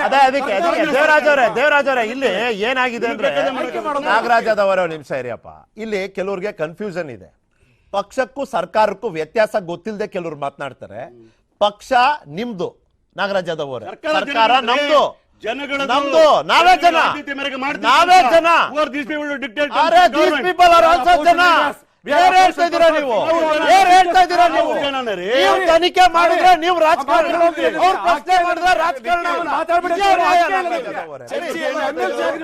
ಏನ್ ಮಾಡ್ತಾ ಇದ್ದವ್ರು? ಏನ್ ಮಾಡ್ತಾ ಇದ್ದವ್ರು? ನಮ್ಮನ್ನು ಮಾತಾಡಬಾರ್ದು ಅಂತ ಹೇಳೋ ಹಕ್ಕು ಮಾತಾಡಿ. ಯಾವ್ದನ್ನ ಮಾಡ್ಬೇಕು ಅನ್ನೋದು ನೀವ್ ಹೇಳ್ಬೇಕಾಗಿಲ್ಲ. ಯಾವ್ದು ಮಾಡ್ಬೇಕು ಅಂತ ಹೇಳಿ ಸರ್ಕಾರಕ್ಕೆ ಗೊತ್ತಿಲ್ಲ. ಕೊಟ್ಟವರಲ್ಲ, ಯಾಕೆ ಹೇಳ್ಬಾರ್ದು? ಹೇಳಲೇಬೇಕು. ಯಾಕೆ ಹೇಳ್ಬಾರ್ದು? ಯಾವ್ದು ಮಾಡ್ಬೇಕು ಅನ್ನೋದು ನೀವ್ ಹೇಳ್ಬೇಕಾಗಿಲ್ಲ ನಮ್ಗೆ. ಪ್ಲೀಸ್ ಎಲ್ರಿಗೂ ಮಾತಾಡಕ್ ಅವಕಾಶ ಮಾತಾಡ್ಲಿ ರೀ. ಅಧಿಕಾರ ಇದ್ದಾಗ ನಡ್ಸಕ್ಕಾಗದೆ ಬಂದ್ಬಿಟ್ಟು ಇವಾಗ ಮೈಪಡಿಸ್ಕೊಂಡ್ರೆ ನೀವ್ ಯಾಕೆ ಮೈಪಡಿಸ್ಕೋಬೇಕು? ಅಧಿಕಾರದಲ್ಲ, ನೀವ್ ಯಾಕೆ ಮೈಪಡಿಸ್ಕೋಬೇಕು? ಅಲ್ಲ, ಪೊಲಿಟಿಕಲ್ ವಿಂಡಿಕ್ಟಿವ್ ಅಲ್ಲ. ಅದನ್ನ ಶಾಂತವಾಗಿ ಹೇಳಿ ಪ್ರೂವ್ ಮಾಡ್ಬೋದು. ಇರಿ 100% ಹೇಳಿದ್ರಿ ನಾರಾಯಣ ಗೌಡ್ರೆ. ಸಿಂಪಲ್ ಇದೆ ಆಯ್ತಾ? ಹೇಳಿ ಸರ್, ಹೇಳಿ ಇದೇ ರೀತಿ ಒಂದು ಸಿಎಜಿ ರಿಪೋರ್ಟ್ ಬಂತು EMRI ಮತ್ತೆ GVK ನಡೆಸುವಂತ ಆಂಬ್ಯುಲೆನ್ಸ್ ಬಗ್ಗೆ. ಹೌದು, ನನಗೆ ಅದ್ರ ಬಗ್ಗೆ ಸಂಪೂರ್ಣ ಮಾಹಿತಿ ಇದೆ. 700 ಆಂಬ್ಯುಲೆನ್ಸ್ ಇರೋ ಜಾಗದಲ್ಲಿ 200 ಮಾತ್ರ ನಡೆಯುತ್ತೆ. ಎಷ್ಟು ಹೆಲ್ತ್ ಮಿನಿಸ್ಟರ್ಗಳು ಬಂದೋದ್ರು. ಇದು ಯಡಿಯೂರಪ್ಪನವ್ರ ಅವಧಿಯಿಂದ ಶುರುವಾಗಿ ಕಾಂಗ್ರೆಸ್ ಅವಧಿ ಮುಗಿಯೋ ತನಕನೂ ಅವ್ರ ಅಗ್ರಿಮೆಂಟ್ ಇತ್ತು. ಅದಾದ್ಮೇಲೂ ಎಕ್ಸ್ಟೆಂಡ್ ಮಾಡಿದ್ರು. ಎಷ್ಟು ಜನ ಹೆಲ್ತ್ ಮಿನಿಸ್ಟರ್ ಬಂದೋದ್ರು? ಯಾರು ತನಿಖೆ ಮಾಡಿದ್ರಿ? ಅದನ್ನ ನಾನು ಎಲ್ಲಾ ಪಕ್ಷಗಳಿಗೂ ಕೇಳ್ತೀನಿ. ಬಹಳ ಸುಲಭವಾಗಿ ಹೇಳ್ತೀರಿ. ಇವತ್ತು ಕುತ್ಕೊಂಡು ನಾನ್ ಕೇಳೋದು, ಸರ್ ನನ್ನ ಮೂಲಕ ಒಂದ್ ಜನರಿಗಾದ್ರೂ ಒಂದು ವಿಶ್ವಾಸ ಮೂಡಿಸಿ. ನಿಜವಾಗ್ಲೂ ಈ ತನಿಖೆಗಳು ತಾರ್ಕಿಕ ಅಂತ್ಯವನ್ನ ತಲುಪಿದ್ದೆ ಆದ್ರೆ. ಅನಿಲ್ ಅವರೇ, ನಿಮ್ಮ ಅನಿಸಿಕೆ. ನಿಖಿಲ್ ಅವರೇ, ನೀವು ಮರ್ತೋಗಿದ್ದೀರಿ. ಬರೀ ಒಂದ್ ಸೆಕೆಂಡ್. ನಾರಾಯಣ ಗೌಡ್ರು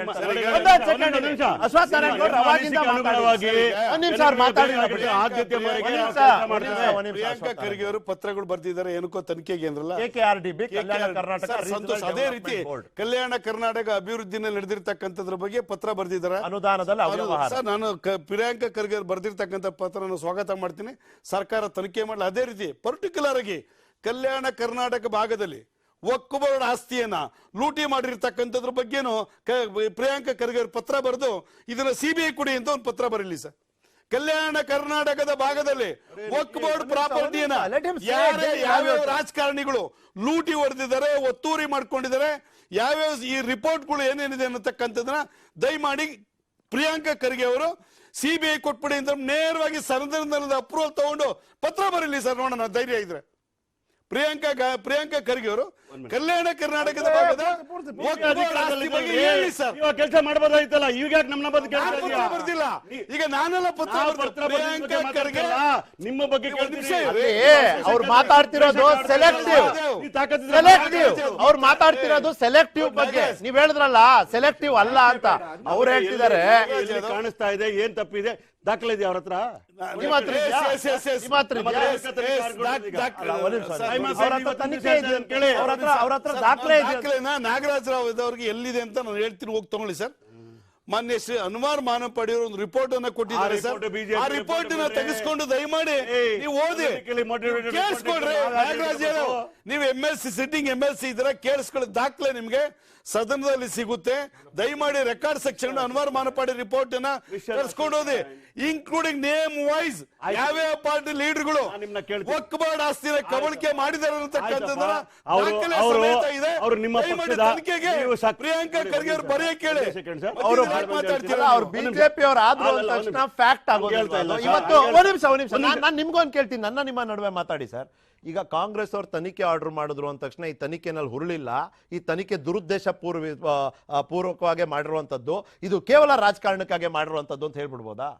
ಅದೇ ರೀತಿ ಅವರು ಬಿಜೆಪಿ ಅವ್ರು ಬಂದು ರಿಪೋರ್ಟ್ ಕೊಟ್ರೆ how can you just blanket ban?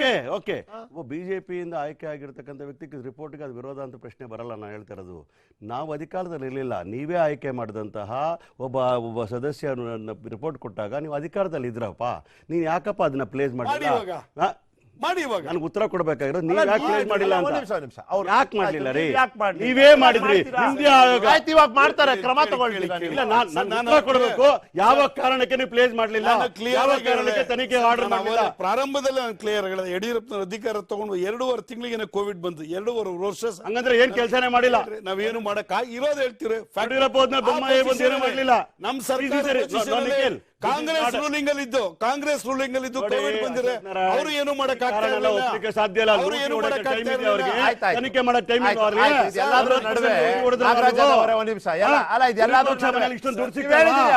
ಅದೆಲ್ಲ ಗೊತ್ತಿತ್ತು ನಿಮ್ಗೆ.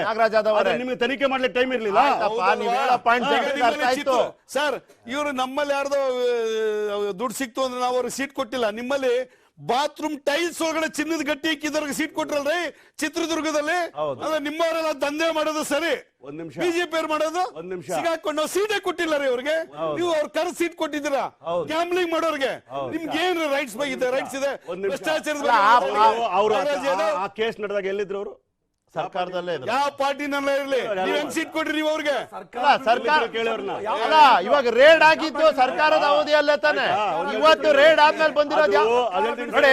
ಡಿವಿಯೇಟ್ ಆಗಬೇಡ, ಬ್ರೇಕ್ ಹೋಗಿ ಬರ್ತೀನಿ. ಕೇಳ್ಕೇಳಿ ನಾಗರಾಜ್ ಯಾದವ್ ಅವರೇ, ಒಂದು ಬ್ರೇಕ್ ಹೋಗಿ ಬರ್ತೀನಿ ನಾನು. ನಾಗರಾಜ್ ಯಾದವ್ ಅವರೇ, ದಯವಿಟ್ಟು ಯಾವ ವಾಸ್ತವಾಂಶ ನಿಮಗ್ ಬೇಕಾದ್ದು ನಿಮಗ್ ವಾಸ್ತವಾಂಶ, ಅವ್ರಿಗೆ ಬೇಕಾದ್ದು ಅವ್ರಿಗೆ. ಪ್ರಶ್ನೆ ಇರೋದು ಇಷ್ಟೇ, ತನಿಖೆ ಅನ್ನೋದು ಕೇವಲ ಒಂದು ರಾಜಕೀಯ ಅಸ್ತ್ರವಾಗಿ ಬಾರ್ಗೇನ್ ಮಾಡ್ಲಿಕ್ಕೆ ಬಳಕೆ ಆಗ್ತಿದ್ಯಾ? ಮಾಡ್ತೀರಿ ಮುಂದಿನ ದಿನ ಗ್ಯಾರಂಟಿ ಬಗ್ಗೆ ವಿಪಕ್ಷಗಳು ಮಾತಾಡಬಾರ್ದು ಅಂತ ಹಿಡಿತ ಸಾಧಿಸ್ಲಿಕ್ಕೆ ಮಾಡ್ತಿದ್ದೀರಿ ನೀವು. ಬ್ರೇಕ್ ನಂತರ ಚರ್ಚೆ ಮುಂದುವರಿಯುತ್ತೆ. ಎಲ್ರಿಗೂ ನಾನು ಮನವಿ ಮಾಡ್ಕೊಳ್ಳೋದಿಷ್ಟೇ, ಒಂದೊಂದೇ ನಿಮಿಷ ಮಾತಾಡೋಣ, ಕ್ವಿಕ್ ಆಗಿ ಜಾಸ್ತಿ ವಿಷಯಗಳನ್ನ ಕವರ್ ಮಾಡೋಣ. ಅಶ್ವಥ್ ನಾರಾಯಣ್ ಗೌಡ್ರೆ, ಇವತ್ತು ಪ್ರಶ್ನೆ ಇರೋದು ಕೋವಿಡ್ ಸಂದರ್ಭದಲ್ಲಿ ಆಗಿರುವಂತ ಅವ್ಯವಹಾರ, ಇದನ್ನ ಸೇಡು ಅಂತ ಯಾಕೆ ನಾವು ಕರಿಬೇಕು? ದಿನೇಶ್ ಗುಂಡೂರಾವ್ ಅವರು ಇವತ್ತು ಸಚಿವರಿದ್ದಾರೆ, ಅವರು ತನಿಖೆ ಮಾಡ್ತೀವಿ, ಒಂದಷ್ಟು ನ್ಯೂನ್ಯತೆಗಳು ಕಂಡು ಬಂದಿತ್ತು, ಅದರ ಆಧಾರದ ಮೇಲೆ ನಾವು ತನಿಖೆ ಮಾಡ್ತೀವಿ, ಹೊರಗೆ ಬಂದ್ರೆ ಸತ್ಯ ಬರಲಿ ಅಂತಾರೆ. ಏನ್ ತಪ್ಪಿದೆ ಅಶ್ವಥ್ ನಾರಾಯಣ್ ಗೌಡ್ರೆ? ತನಿಖೆ ನೋಡಿ ಸರ್, ಈಗ ಯಾವುದೇ ಭ್ರಷ್ಟಾಚಾರ ನಡೆದಿರೋದ್ರ ಬಗ್ಗೆ ತನಿಖೆ ಮಾಡೋದ್ರ ಬಗ್ಗೆ ನಮ್ಗೆ ಯಾವುದೇ ರೀತಿ ವಿರೋಧ ಇಲ್ಲ ಸರ್. ತನಿಖೆ ಮಾಡಿ ನಾವಿಲ್ಲ ಅಂತ ಹೇಳಿ, ಆದ್ರೆ ಪಿಕ್ ಅಂಡ್ ಚೂಸ್ ಅಂತ ಆಗ್ಬಾರ್ದು. ಈಗ ಕೋವಿಡ್ ಅಲ್ಲಿ ಯಡಿಯೂರಪ್ಪನವರು ಸದನದಲ್ಲೇ ಹೇಳಿದ್ರು, ಸಿದ್ದರಾಮಯ್ಯರು ಕೇಳಿರೋ ಪ್ರಶ್ನೆಗೆ, ಕೋವಿಡ್ನ ಪ್ರಾರಂಭಿಕ ಹಂತದಲ್ಲಿ ನಮ್ಮಲ್ಲಿ ಹ್ಯಾಂಡ್ ಗ್ಲೌಸು, ಸ್ಯಾನಿಟೈಸರು, ಪಿಪಿ ಕಿಟ್ ಬಗ್ಗೆ ಬಹಳ ಚರ್ಚೆ ನಡೆದಿದ್ದು. 4,000 ರೂಪಾಯಿ ಕಿಟ್ ಇಲ್ಲ, 2,000 ರೂಪಾಯಿ ಪಿಪಿ ಕಿಟ್ಗೆ ನೀವು 4,000 ಕೊಟ್ಟು ತಂದಿದ್ದ ಸರ್. ಅಲ್ಲಿ ಅವತ್ತು ಚರ್ಚೆ ಆಯ್ತು ಸರ್. ನಾವು 16 ಕಡೆ ವಿಚಾರಣೆ ಮಾಡಿದ್ವಿ. ಫಸ್ಟ್ ಪರ್ಸನಲ್ ಪ್ರೊಡಕ್ಷನ್ಸ್ ಕಿಟ್ ಅಂತ ನಾವು ಕೇಳಿದೆ ಮೊದಲನೇ ಟೈಮ್ ಸರ್. 8 ಕಾಂಪೋನೆಂಟ್ ಬರುವಂತ ಪಿಪಿ ಕಿಟ್ 4,000, ಸಿಂಗಲ್ ಕಾಂಪೋನೆಂಟ್ ಬರುವಂತದ್ದು 600 ರೂಪಾಯಿಗೂ ಸಿಗುತ್ತೆ, 800 ರೂಪಾಯಿಗೂ ಸಿಗುತ್ತೆ. ಅದು ಮತ್ತೆ ಅದರದೊಂದು GSM ಅಂತ ಇದೆ ಸರ್. ಇದೆ ಸರ್. ಅಲ್ಲಿ ಏನಾಗಿದೆ, ಒಂದು ಸಲ PP ಕಿಟ್ ವೇರ್ ಮಾಡಿದ್ರೆ 8 ಅವರ್ಸ್ ಅದನ್ನ ಬಿಚ್ಚಂಗಿಲ್ಲ, ಬಿಚ್ಚಿದ್ಮೇಲೆ ತಿರುಮತ್ತೆ ವೇರ್ ಮಾಡಂಗಿಲ್ಲ. ಅದು 4000 ರೂಪೀಸ್ ಪ್ರಾರಂಭಿಕ ಅಂತ ನಾವೆಲ್ಲವೂ ಇಂಪೋರ್ಟ್ ಮಾಡ್ಕೊಂಡಿದ್ದು ನಮ್ಮಲ್ಲಿ. ಇವತ್ತು ಗೋಕುಲ್ ದಾಸು ಅದೇ 4000 ರೂಪಾಯಿ PP ಕಿಟ್ನ 1,500 ರೂಪಾಯಿ ಸಪ್ಲೈ ಮಾಡ್ತಾರೆ ನಿರ್ಭರ ಭಾರತ ಸ್ಕೀಮ್ನಲ್ಲಿ. ನಮ್ಮಲ್ಲಿ ಏನೂ ಇಲ್ಲದೇ ಇರೋ ಸಮಯದಲ್ಲಿ ಸರ್ ಅವತ್ತು ಮೆಡಿಕಲ್ ಇನ್ಫ್ರಾಸ್ಟ್ರಕ್ಚರ್ ಪರ್ಟಿಕ್ಯುಲರ್ ಆಗಿ ಕೋವಿಡ್ ಬಗ್ಗೆ ಇರಲಿಲ್ಲ. ಕೆಲವೆಲ್ಲ ಇಂಪೋರ್ಟ್ ಮಾಡಿಸ್ಕೊಂಡಾಗ ಕಾಸ್ಟ್ ಆಫ್ ವ್ಯಾಲ್ಯೂ ಜಾಸ್ತಿ ಇತ್ತು. ಆಮೇಲೆ ಬರ್ತಾ ಏನಾಯ್ತು, ಅದ್ರ ಕಾಸ್ಟ್ ಆಫ್ ವ್ಯಾಲ್ಯೂ ಕಡಿಮೆ ಇತ್ತು. ಈಗ ರೆಮಿಡೈಸ್ ವೇರ್ ಸರ್ ನಾನು ತಗೊಂಡಾಗ ಸರ್ 6,500 ರೂಪಾಯಿ ಇತ್ತು. ಎರಡನೇ ಅವಧಿನಿಲ್ಲ ಸರ್ 30,000 ಕೂಡ ರೆಮಿಡೈಸ್ ವೇರ್ ಸಿಗ್ಲಿಲ್ಲ ಸರ್. ಏನು ಮಾಡಕ್, ಬಿಕಾಸ್ ಏನ್ ಮಾಸಲ್ಲಿ ಜನ ಕಾಯಿಲೆನಲ್ಲಿ ನರಳಂತ ಸಮಯದಲ್ಲಿ ಸರ್ ಮೆಡಿಸಿನ್ಸ್ ಇಲ್ಲ, ಜಾಸ್ತಿ ಸಪ್ಲೈ ಡಿಮ್ಯಾಂಡ್ ಜಾಸ್ತಿ ಸಪ್ಲೈ ಕಡಿಮೆ, ಅವಾಗ ರೇಟ್ ಜಾಸ್ತಿ. ಅಲ್ಲ, ನೀವು ಈ ತರ ಕಾರಣ ಕೊಡೋದ್ರಲ್ಲಿ ತಪ್ಪಿಲ್ಲ ಅಶ್ವಥ್ ನಾರಾಯಣ್ ಗೌಡ್ರೆ, ಆದ್ರೆ ಅವ್ರು ಮಾಡೋದ್ ಮಾಡ್ಲಿ ಅಲ್ಲ, ಇದನ್ನ ಸೇಡು ಅಂತ ಯಾಕೆ ಅನ್ಕೋಬೇಕು? ಮತ್ತೆ ನೀವ್ ಹೇಳಿದ್ರಿ ಪಿಕ್ ಅಂಡ್ ಚೂಸ್ ಅಂತ. ಈಗ ನೀವು ನಗರೋತ್ಥಾನ ಮತ್ತೆ ಇಂದಿರಾ ಕ್ಯಾಂಟೀನ್ ಬರೀ ಈ ತರ ಕೊಟ್ಟಾಗ ನೀವು ಪಿಕ್ ಅಂಡ್ ಚೂಸ್ ಅಂದ್ರೆ ಪ್ರಶ್ನೆ, ನಾನು ಜನರಿಗೆ ಏನ್ ಹೇಳಕ್ ಬಯಸ್ತಾ ಇದ್ದೀನಿ, ನಿಮ್ಮ ಆಡಳಿತ ಅವಧಿ ನೀವು ಇವ್ರು ಏನ್ ಮಾಡಿದ್ರು ಅದ್ರ ಬಗ್ಗೆ ತನಿಖೆ ಮಾಡ್ತೀರಿ. ಇವ್ರ ಆಡಳಿತ ಅವಧಿ ಹಿಂದಿನ ಸರ್ಕಾರ ಅಂದ್ರೆ ನೀವೇನ್ ಮಾಡಿದ್ರೆ ಅದನ್ನ ಅವ್ರು ತನಿಖೆ ಮಾಡ್ತಾರೆ. ಒಂದ್ ರೀತಿ ಸೈಕಲ್ ಆಗೋಯ್ತು ಅಂತ ನಾನು ಅದಕ್ಕೆ ಹೇಳಿದೆ, ಸರ್ವೇ ಸಾಮಾನ್ಯ ಆಗೋಯ್ತು. ಯಾವುದೇ ಸರ್ಕಾರ ನೂತನ ಆಯ್ಕೆಯಾಗಿ ಪದಗ್ರಹಣ ಮಾಡಿದಾಗ ಸಾಂಪ್ರದಾಯಿಕವಾಗಿ ಒಂದಷ್ಟು ವಿಷಯಗಳು ನಡೀತವೆ. ಒಂದು ಪ್ರಮಾಣ ವಚನ, ಇನ್ನೊಂದು ಖಾತೆ ಹಂಚಿಕೆ, ಮತ್ತೊಂದು ತನಿಖೆ ಆದೇಶ. ಸರ್ ನಾವು ಸಾಂಪ್ರದಾಯಿಕವಾಗಿ ನಾವು ಸ್ವಾಗತ ವಿರೋಧ ಮಾಡೋದೇ ಇಲ್ಲ ಸರ್. ಆದ್ರೆ ಒಂದು ದಿನೇಶ್ ಗುಂಡೂರಾವ್ ತನಿಖೆ ಕೊಡುವಂತ ಸಂದರ್ಭ ನಾನು ಅವ್ರಿಗೊಂದು ಪ್ರಶ್ನೆ ಕೇಳ್ತೀನಿ ಸರ್. ಅವ್ರ ಮೇಲೆ ಒಂದು ಸೀರಿಯಸ್ ಅಲಿಗೇಷನ್ ಬಂತು ಸರ್. ಬಿಲ್ಲು ಅಲ್ಲ ಸರ್, ಇದರಲ್ಲಿ ಅವ್ರ ಮೇಲೆ, ಅವ್ರ ತಾಯಿ ಮೇಲೆ, ಮಹೇಶ್ ಗುಂಡೂರಾವ್, ದಿನೇಶ್ ಗುಂಡೂರಾವ್, ರಾಜೇಶ್ ಗುಂಡೂರಾವ್ ಮೇಲೆ ಈ ತಹಸೀಲ್ದಾರು ಅವ್ರ ಮೇಲೆ ಒಂದು ನೋಟಿಸ್ ಅನ್ನು ಇಶ್ಯೂ ಮಾಡ್ತಾರೆ. ಯಲಹಂಕದ ಹತ್ರ ಅಪಾರ ಇದರಲ್ಲಿ ಹೋಬಳಿನಲ್ಲಿ ಸರ್ ಸರ್ಕಾರಿ ಜಾಗ ಒತ್ತುವರಿ ಆಗಿದೆ ಅಂತ ಹೇಳಿ AT ರಾಮಸ್ವಾಮಿ ಕಮಿಟಿ ರಿಪೋರ್ಟ್ ಇದೆ ಸರ್. ವಿಧಾನಸಭೆನಲ್ಲಿ ಇದ್ರ ಬಗ್ಗೆ ವಿಧಾನ ಪರಿಷತ್ ಬಹಳ ಚರ್ಚೆ ಆಯ್ತು. ಈಶ್ವರಪ್ಪನವರು ಲೆಟರ್ ಬರೆದ್ರು, ಆ ಲೆಟರ್ಗೆ ಉತ್ತರ ಕೊಟ್ಟಿದ್ದಾರೆ ಸರ್. ಎಷ್ಟು ಎಕರೆ ಒತ್ತುವರಿ ಆಗಿದೆ ಏನು ಅಂತ ಹೇಳಿ. ಇವತ್ತು ಆ ಜಾಗ ಬಿಟ್ಕೊಟ್ಟಿಲ್ಲ ಸರ್ ಅವರು. ಏನ್ ಕ್ರಮ ಕೈಗೊಂಡ್ರಿ ನೀವು ಇದ್ದಾಗ? ಇವತ್ತು ಆ ಜಾಗ What is the action you have taken that means you failed to governance? That is the truth. If that is the truth, what is the action you have taken? ನಾನು ಒಂದ್ರ ಬಗ್ಗೆ ಮಾತಾಡುವಾಗ, ನಿಮ್ ಬಗ್ಗೆ ಮಾತಾಡುವಾಗ ನಾನು ಕ್ಲಿಯರ್ ಇರ್ಬೇಕಲ್ವಾ? ನಾನ್ ಕ್ಲಿಯರ್ ಇರ್ಬೇಕಲ್ವೇ ಅಂದ್ರೆ ಇವ್ರಿಗೆ ಏನ್ ಇದಾರೆ, ಇವ್ರಿಗೆ ನಿಮ್ಗೆ ಏನ್ ನೈತಿಕತೆ ಇದೆ? ನಿಮ್ಮಲ್ಲಿ ಸತ್ಯ ಅನ್ನೋದಾದ್ರೆ ಈಶ್ವರಪ್ಪ ಅಷ್ಟೆಲ್ಲ ಪ್ರಾಮಾಣಿಕತೆ ಆದ್ರೆ ಯಾಕಪ್ಪ ಕ್ರಮ ಕೈಗೊಂಡಿಲ್ಲ? ನಾಗರಾಜ್ ಯಾದವ್ ಇವ್ರ ಅವಧಿನಲ್ಲೇ food and civil supply minister ಆಗಿರೋ ಸರ್. ಆ ಪ್ರಿನ್ಸಿಪಲ್ ಸೆಕ್ರೆಟರಿ ಎಲ್ಲೋ ಹೋಗಿ ಸಾಯ್ತಾರೆ ಸರ್ ಅನುಮಾನಾಸ್ಪದವಾಗಿ. Food and civil supply principal secretary sir ಇವ್ರ ಸರ್ಕಾರ ಅವಧಿನಲ್ಲಿ ಎಲ್ಲೋ ಹೋಗಿ ಉತ್ತರ ಪ್ರದೇಶದ ಅನುಮಾನಾಸ್ಪದವಾಗಿ ಸಾಯ್ತಾರೆ ಸರ್. ಏನಂತ ಹೇಳ್ತೀರಾ ಇದ್ರ ಬಗ್ಗೆ? ಆಯ್ತು, ಯಾಕೆ ತನಿಖೆ ಮಾಡ್ಲಿಲ್ಲ? ಇವತ್ತಿಗೆ ಹೆಂಗ್ ಕಾಣುತ್ತೆ ಅಂದ್ರೆ ಅಶ್ವಥ್ ನಾರಾಯಣ್ ಗೌಡ್ರು, ನಾಗರಾಜ್ ಯಾದವ್ ಅವರು, ದೇವರಾಜ್ ಅವರೆಲ್ಲ 3 ಜನ ಒಪ್ಪಬೇಕು ಅಂತಿಲ್ಲ. ಜಸ್ಟ್ ಒಂದ್ ಮಾತು ಹೇಳ್ಬಿಡ್ತೀನಿ ನೋಡಿ, ಜನರಿಗೆ ಹೆಂಗ್ ಕಾಣ್ಬೋದು ಇದು. ಯಾಕಂದ್ರೆ ನಾನು ಸಾಮಾನ್ಯ ಅಲ್ವಾ ಸರ್, ನಾನ್ ನಿಮ್ ತರ ರಾಜಕೀಯದಲ್ಲಿ ಇಲ್ವಲ್ಲ, ನಾನು ಸಾಮಾನ್ಯ. ನಾನು ಹೇಳ್ತೀನಿ ಕೇಳಿ, ನಮ್ಗೆ ಹೆಂಗ್ ಅನ್ಸುತ್ತೆ ಅಂದ್ರೆ ಇವತ್ತು ದಿನೇಶ್ ಗುಂಡೂರಾವ್ ಅವರು ಆರೋಪ ಮಾಡ್ತಾರೆ, ದಿನೇಶ್ ಗುಂಡೂರಾವ್ ಅವ್ರದ್ದು ಯಾವ್ದೋ ಪ್ರಕರಣ ತಗೊಂಡ್ಬರ್ತಾರೆ. ಇವತ್ತು ಸರ್ಕಾರದಲ್ಲಿ ಅವ್ರಿದ್ದಾರೆ, ನೀವು ಗ್ಯಾರಂಟಿ ಮಾಡಕ್ ಆಗ್ತಾ ಇಲ್ಲ, ಗ್ಯಾರಂಟಿ ಮಾಡಕ್ 10 ಅಡಚಣೆಗಳಿದೆ, ನೀವು ಮಾಡ್ತೀರಿ ಬಿಡ್ತೀರಿ ಪ್ರಶ್ನೆ ಬೇರೆ. ವಿರೋಧ ಪಕ್ಷಗಳು ಅದ್ರ ಲಾಭ ಪಡಿಬಾರ್ದು, ಹಿಡಿತ ಸಾಧಿಸ್ಬೇಕು, ಅವ್ರನ್ನ ಕಂಟ್ರೋಲ್ ಮಾಡ್ಬೇಕು. ನಾವು ಹೆಂಗ್ ಮಾಡೋದು? ತನಿಖೆ ಆದೇಶ ಮಾಡು ಅಂದ್ರೆ ಬರೀ ಇದು ಕ್ರಿಯೆ ಪ್ರತಿಕ್ರಿಯೆ ತರನೇ ನಡೆದ್ರೆ ಅಂತ್ಯ ಎಲ್ಲಿ? ಪ್ಲೀಸ್ ಗ್ಯಾರಂಟಿಗಳು ಕೊಡೋದಕ್ಕೂ ಇದಕ್ಕೂ ಸಂಬಂಧ ಕಲ್ಪಿಸಬೇಡಿ. ನಾನು ಮುಗಿಸ್ತೀನಿ.